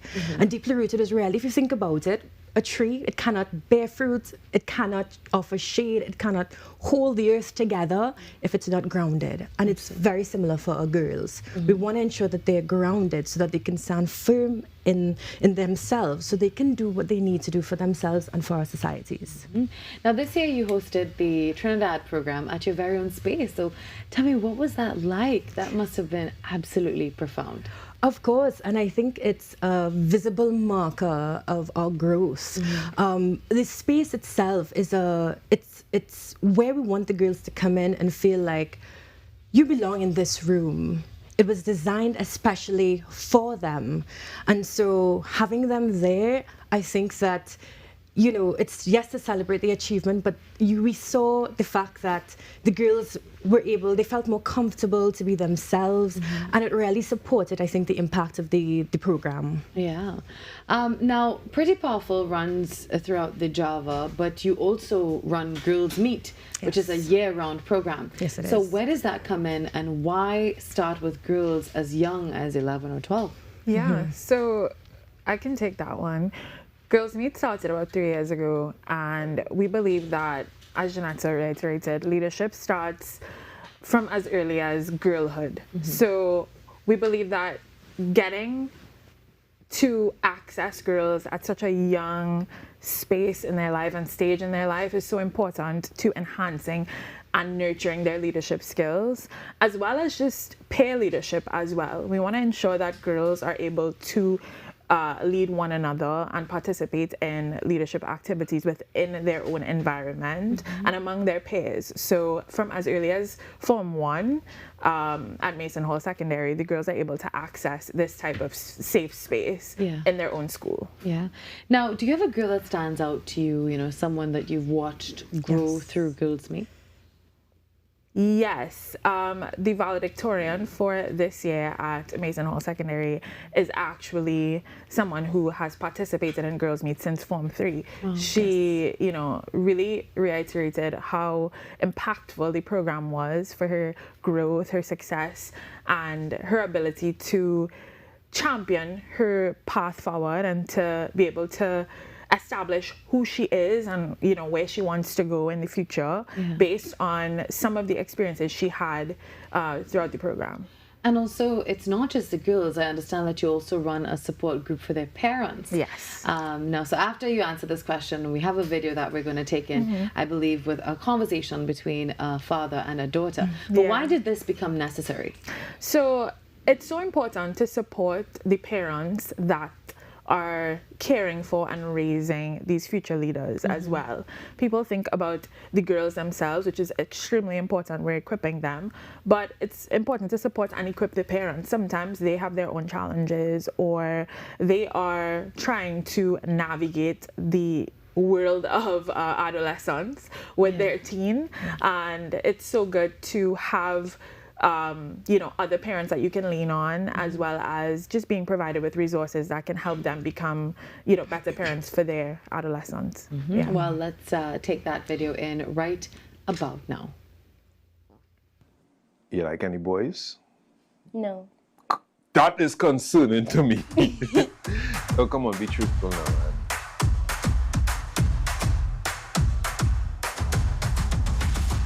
So hi, Daddy. Hi, Jara. Today I'm glad that Girls Retreats invited us here. Yes, I'm Jara Marie, and this is my father. Michael Ron Christopher. Okay, so my first question is, what it means to you that, like, I'm your daughter? What it means to me, I think it means that I will have to be an example of what a male is So at least I know there's one person I want to give a good impression of masculinity. That's what it means. So I feel a little pressure there. It means I have somebody that I have to protect, besides my wife. And then I also think about there are some expenses I have to prepare for, considering that, you are my daughter. Okay. You plan to get married, by the way? Yes, I do. Okay. Okay, what's one of your favorite memories? My favorite memory. I remember the first time I saw you, Yeah, the exact first time. Well, I mean, I can't say the same, but... But you saw me too. You were in an incubator and you pulled your tongue and you looked at me directly. I have videos of it. I showed you that video, right? Yeah, I remember. Yeah. What's your earliest memory of me? I remember when I had that Jolly Phonics book in France, and we had to do this project where you make cheese stars. Oh yeah, cheese stars, right, get it. Yes. And we went in the kitchen, and we do it plenty times. That was your first time cooking, right? Yeah. Yeah, mine's too. Nah, just joking. But yeah, but we need to make some cheese stars. Yeah, we'll do that. We need to make some more cheese stars. Wow. You worried about anything right now, by the way? I mean, probably deadlines for something, not being prepared enough. Deadlines for your assignments? Yeah. I worry that I wouldn't be prepared for something my teachers or people would expect of me. Okay. You're worried about people's expectations of you? Yeah, kind of. Okay. We will save that for our next conversation, but it makes sense to worry about people's expectations. Or it makes sense to be concerned about people's expectations. That is very, very wholesome. Thank you for sharing that with us this morning, ladies. Really tugged at my heartstrings this morning. Really reminds me of conversations that I have with my own dad. And it goes to show the importance of having those types of conversations with your parents, especially a father and a daughter. That is a very, very different relationship. Yeah, absolutely. Very sacred as well. Now, you're expanding Girls Meet into new spaces. What's behind that growth? So we must thank partners because we can't do this journey alone. And so it's, yes, the support of partners that is enabling us. For instance, the space that we currently have on Edward Street, Port of Spain, is because of them, as well as we are going to be opening 2 other spaces in Trinidad and Tobago. Of course, we'd like to do more, but also it's the demand. We have so many different schools because they're seeing the work that we're doing. They're reaching out, wanting to have the program in their schools. Right. So it's a combination of the two. It's the clear need for Girls Meet, but also the fact that partners are fueling our growth and our ability to reach and impact the girls. Now, I understand that you also fund some of this work through Second Bloom, which is a thrift shop. Yes. So tell us a little bit about that and how does that connect to the girls program?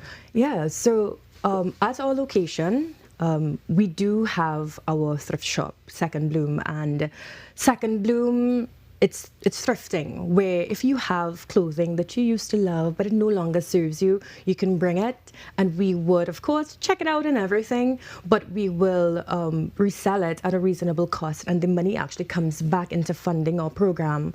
But more than that, it's also a lesson to the girls, right? Because what we believe is really raising responsible citizens. And so sustainability and the idea of sustainability, the fact that your daily actions and what you do can actually support the preservation of our planet. I mean, it takes 200 years for certain synthetic fabrics to deteriorate, right? So we're teaching the girls a lesson of sustainability and how, what they do can impact the world. So it's, yes, to support the business, but at the same time, it's a lesson to the girls in terms of their roles in sustaining our planet. Now, DeAndre, what's something that sits at the core of how you operate that most people watching wouldn't necessarily see? I think, especially through this organization, I've been volunteering since I was 17 years old. I've really learned the importance of service through leadership. And it's a quiet sort of superpower that you have because you learn the importance of what it means to serve without expecting. And even through that experience, you gain so much without really intending to. So Girls with Roots really champions that notion for me, where I have learned through volunteering, through being a part of this organization, what it really means to serve and what it really means to lead through serving. Yeah, exactly what she said. And the safeguarding is another really important thing. It's not just important to us at Girls with Roots, but we're a part of a Caribbean Girls Collective. It's a regional network.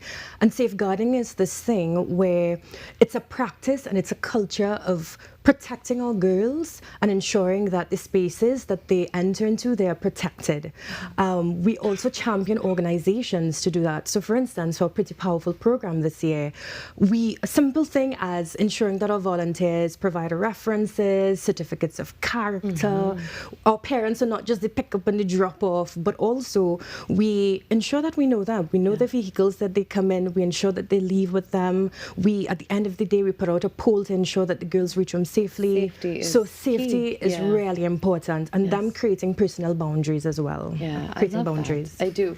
Now, is there a moment recently where you had to say not yet, simply because the capacity wasn't there? Well, as I mentioned, right, we had over 100 applications and we could only take 35. We have so many schools reaching out to us, and we've only been able. We have 3 spaces so far in terms of, and 2 coming, that for Girls Meet. And so I think those are examples of a lot of not yets, because there's so many girls that require the work that we do, but we don't have all the resources yet to do what we need to do. And so, of course, this is an opportunity, I guess I would take, to ask organizations and volunteers to step forward and support and partner with us, because we can't do it alone, so that we can reach more girls and have the impact that we need. All right, ladies, well, before I wrap up, if someone is watching now and they want to get involved, whether as a facilitator, a volunteer, or a partner, what's the first step for them? Yeah, you can check out our website, where you can leave your information or contact us. It's girlswithroots.org. We also have active social media channels, so you can find us on Instagram at Girls with Roots, Facebook at Girls with Roots, where you can reach us as well. We are very active in, our online messaging. So it's, very clear what we do. And if you're interested, you can obviously leave us a message and we will reach out to you, so that you can support in any way. All right, ladies, thank you very much. Sometimes empowering a young person really begins by simply giving them a space where they feel heard and valued, listened to, and capable of more than they can imagine. And if 100 girls are asking for that opportunity, then it's really worth paying attention to. And thank you for all the work that you do. And thanks for helping girls to realize their potential and to build the next generation and understand that leadership begins right where they are. So thank you very much, and we'll hopefully check in with you soon to find out about the progress, and hopefully there's way more expansion. So we're willing that into the universe for you this morning. Thank you so much. And thank you for having us. No problem. 7:38, that's the time. As we told you, we're celebrating Pan Month in Trinidad and Tobago and on the show today. And today we have a very special young man joining us again on set. Definitely one of my favorite panists already, and he's just 7 years old. Stick around for that.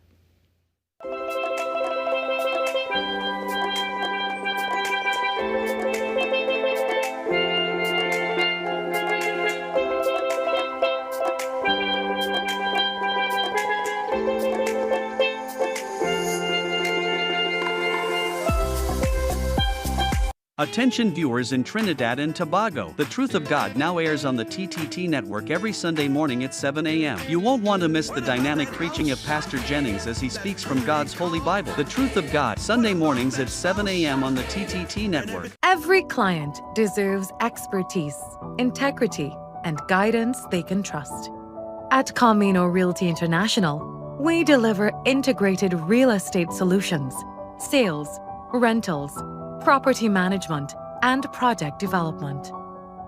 Driven by excellence, transparency, and innovation, we protect value, create opportunity, and build lasting success. Because real estate isn't just about buildings.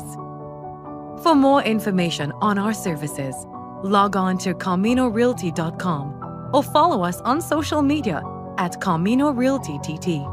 Camino Realty International, elevating lives one property at a time. Hey, up for this exciting challenge and confident about your business? If you are, the 1020 feature is just what we do. It's where you give your customers 10 reasons in 20 seconds why they should shop by you. This fun-filled feature will be captured, packaged, and aired on television and promoted on social media simultaneously. Small, medium, and large businesses call or WhatsApp 764-3378 or 313-4215. Let's feature your business. 1020 with Junior K. It's affordable, effective, and fun.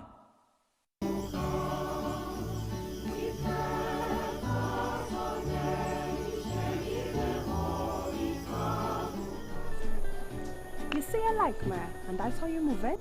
What kind of man you gonna make, boy? A good one. For you. Oh, please. Better cut crew, darling. Better cut crew. Listen. A man could do and a man could say anything for the woman he loves. Love? Yeah. We reach there yet, partner? Not yet, but I could still hope.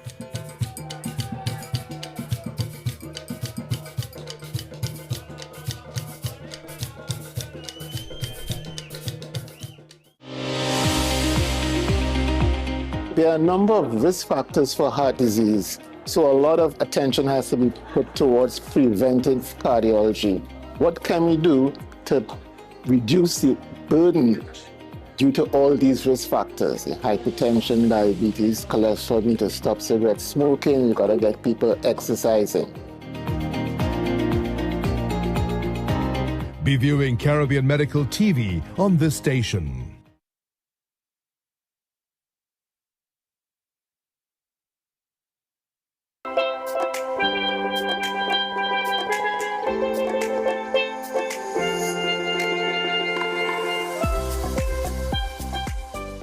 The Steel Pan Month is all about celebrating our national instrument and also the young hands that will carry it into the future. And at just 7 years old, Taj Pariag is already making quite a sound. And he started playing pan when he was only 3. And today, well, he performs as a young soloist and a member of the Sound City Steel Symphony. And this morning, we're keeping things light and having a little chat with one of our youngest panists about his love for pan, performing, and of course, what's it like, being 7 years old with all that talent. And he's also joined by his mom, Jamila McIntyre. Good morning to you both. Good morning. How are you, Taj? I'm doing great. And how are you, Mommy? I'm good as well. But Taj, you've been creating some chaos on stages all over the place. I've been following your progress since you were last here, and I'm very proud of you. So, do you remember when you first started playing pan? I started playing pan since 3 years old. My brother was playing pan, so I wanted to learn as well.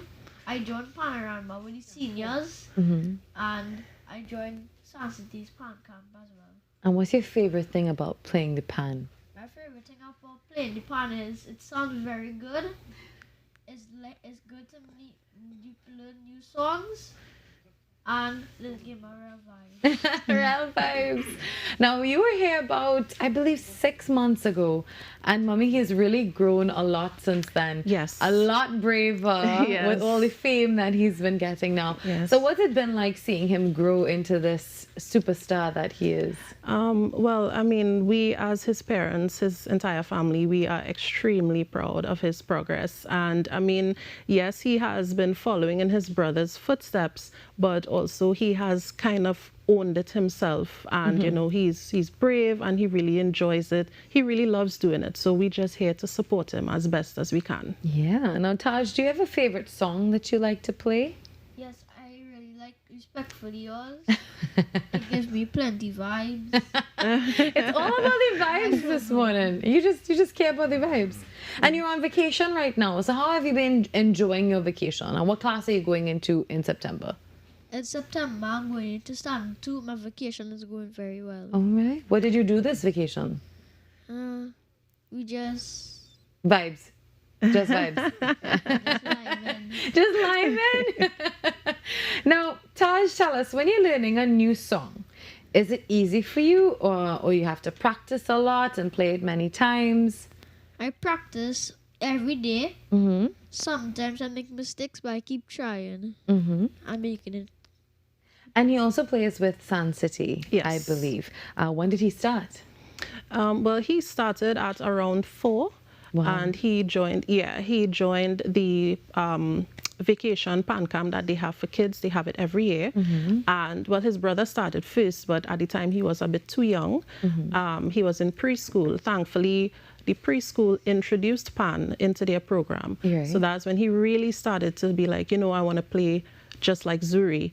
And so he started at 4, and that was it. And how do you like being a part of Sun City? You have any friends in the band? Yes, I do have friends in the band.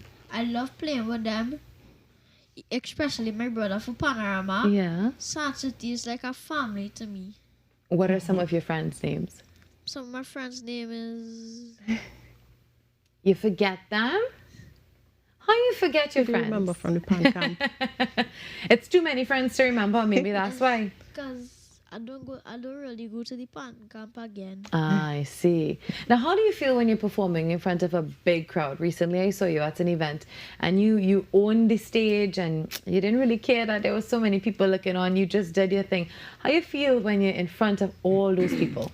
I was a little nervous, but when I start playing the pan, I get excited. Mm-hmm. So, who you think gets more excited when you perform? You or your mommy and your daddy and your family? Probably my mommy. Yeah, it's probably mommy. Yeah, so she's usually jumping up and down, taking videos.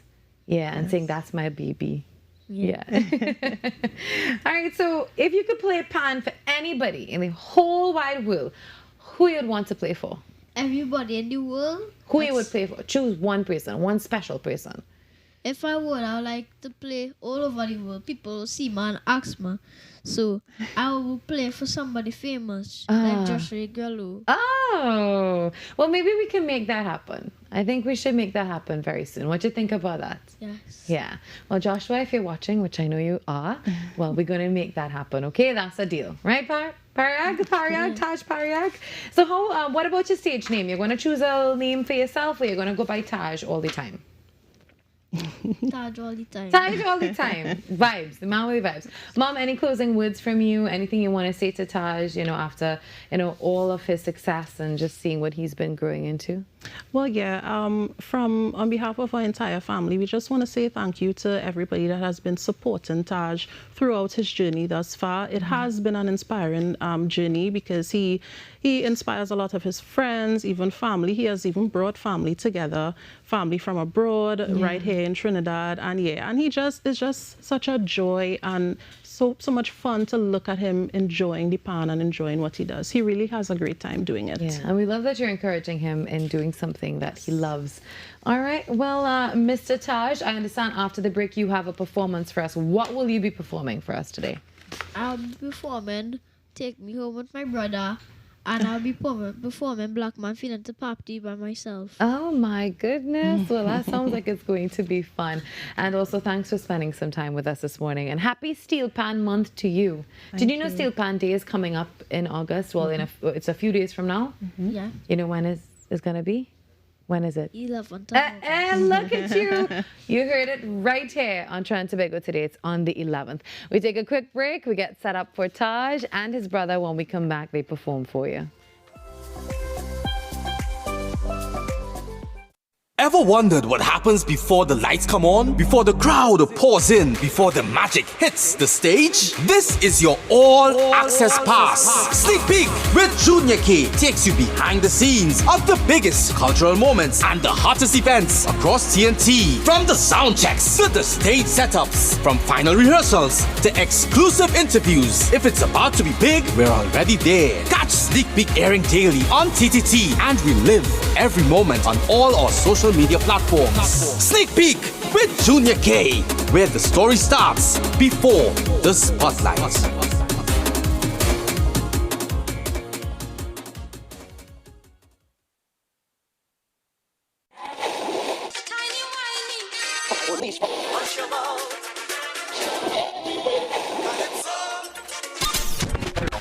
Since 1972, one sound has been living in the heart of Trinidad and Tobago, the longest running radio station in the nation. We're your holiday soundtrack, whether it's on your day off, long drives, or house limes. We are always sweet. This is music with meaning, music with memories. Music that feels like home. And it's not just the songs, it's the voices you trust, personalities you've grown with. Laughter that sounds familiar. This isn't just radio, it's tradition. It's memories. It's part of who we are. Sweet 100.1 FM, the rhythm of our identity, part of your family. Always 100, got you on your way. Sweet 100, sweet 100. I'm Jamila Bannister, host of the Socially Safe Podcast, the new TTPS podcast where we share real stories, teach real lessons, and create real impact.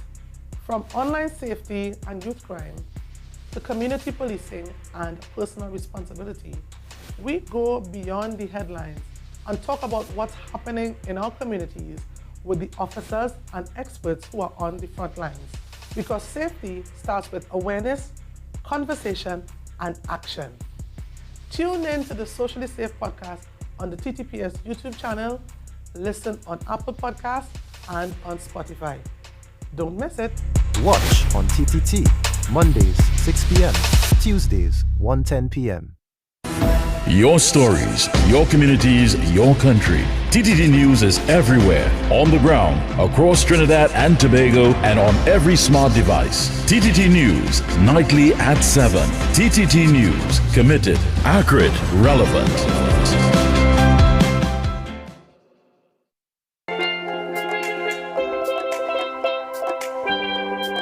Well, this is where we say goodbye. Thank you for joining us this morning. We do this all over again 6 to 8 tomorrow, but we close on Steel Pan Month to kickstart things for you with the sibling duo. It's Taj and Zuri Pariag performing for you live on Trinidad and Tobago today.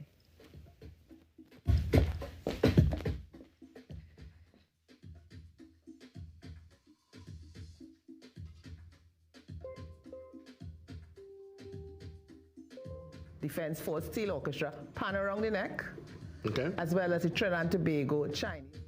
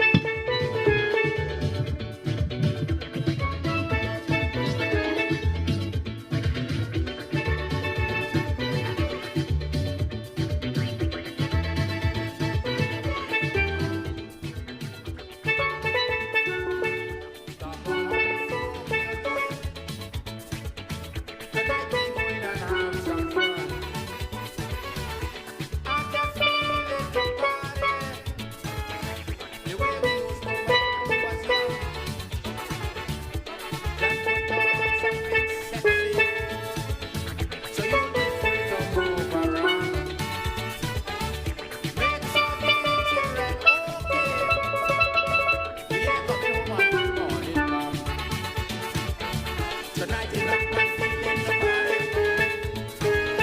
Tonight is black man feeling the jam, jam, jam, jam, jam. Tonight is black man just feel the boogie, boogie. Come on, hold on to your man and everyone, everyone,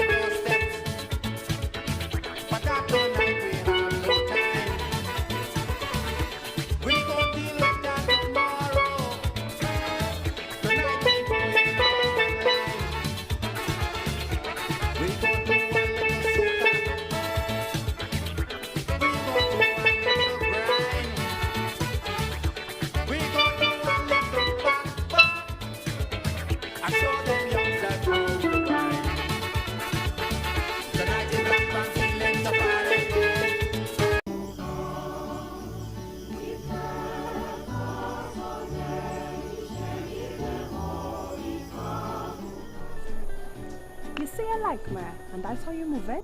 What kind of man you gonna make, boy? A good one. For you. Oh, please. Better cut crew, darling. Better cut crew. Listen.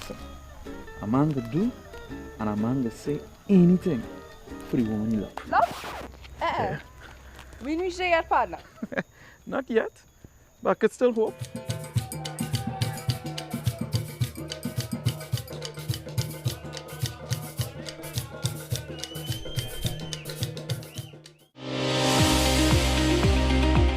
There are a number of risk factors for heart disease, so a lot of attention has to be put towards preventive cardiology. What can we do to reduce the burden due to all these risk factors? Hypertension, diabetes, cholesterol, need to stop cigarette smoking, you gotta get people exercising. Be viewing Caribbean Medical TV on this station.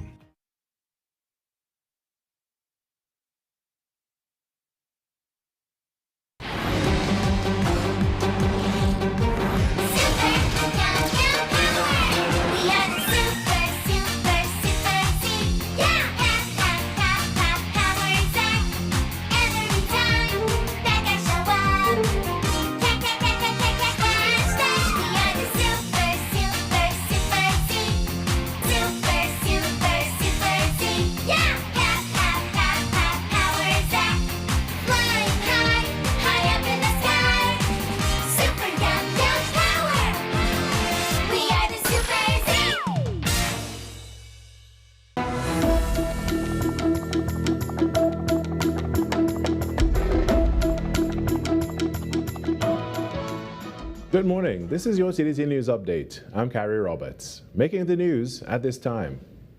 The people of Venezuela continue to face severe hardships following the two earthquakes that devastated the capital city, Caracas, on June 24, 2026. However, signs of hope are beginning to emerge as recovery efforts gain momentum.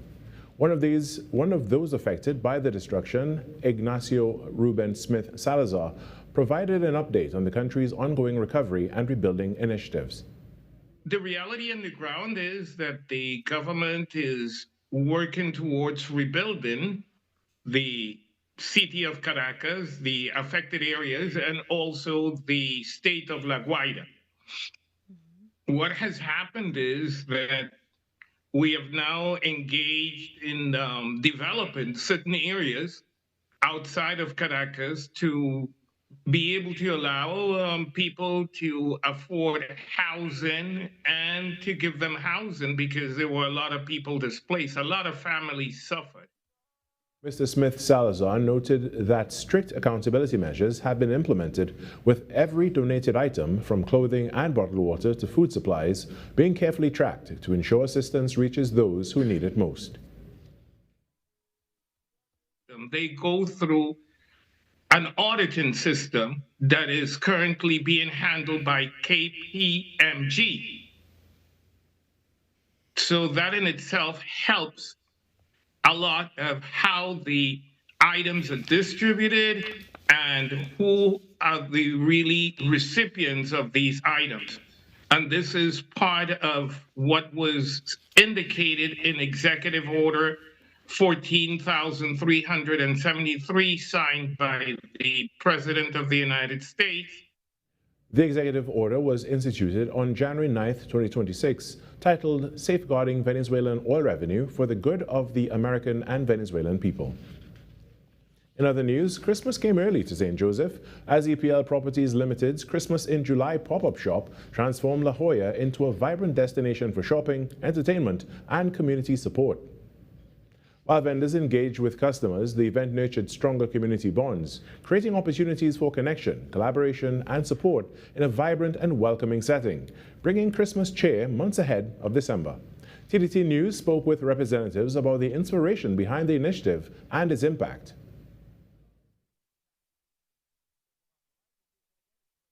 Christmas in July at La Jolla, coming your way courtesy EPL. Now, Mel, tell me about the objective of this initiative. So our objective was to bring awareness to our community, give back, and help the vendors showcase their products.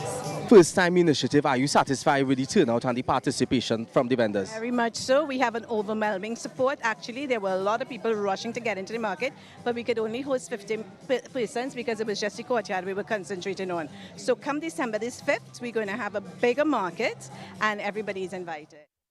We also caught up with several vendors who reflected on the importance of events like these in supporting local entrepreneurship. You thrilled to be here at the Christmas in July pop-up shop? Definitely. I flew in especially for this event. I wanted to see what Trinidad marketing is all about firsthand for myself. So I made this trip to come in and experience it. So far, it's lovely. It's wonderful. It's an exceptional experience. Happy to leave Tobago, come over to the sister isle and share our Mira Fragrances products with everyone. The gifts may have come early, but the holiday spirit was right on time, featuring festive entertainment, talented local vendors, and a strong sense of community pride. In sport, Trinidad and Tobago continued its impressive showing at the CAC Games in Santo Domingo, with the women's table tennis team advancing to the quarterfinals and the national swim team adding 2 more medals to the country's tally. In table tennis, Trinidad and Tobago women battled back from the brink of elimination to edge pass Costa Rica 3-2 and booked their spot in the last 8 of the CAC Games in Santo Domingo and the Dominican Republic. Chloe Fraser was unbeaten on the day, sweeping both her singles matches, while Rianne Chung battled through 5 games for the decisive point, a valuable win for the team count. In the pool, Dylan Carter touched first in the men's 50-meter butterfly final in a time of 23.43 seconds for gold. Teammate Nikolai Blackman also stood on the podium, taking bronze in the 200-meter freestyle in a time of 1 minute 49.41 seconds. Trinidad and Tobago are through to the CAC Games men hockey finals, edging Venezuela 2-1. Teague Marcano scored both goals for TNT, leveling it at 1 apiece in the first quarter, then netting the winner before halftime. And that was your TTT News Update. I'm Carrie Roberts. On behalf of our entire team, have a wonderful day.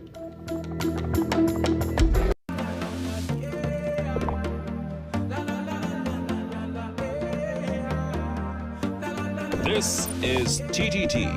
Live for local.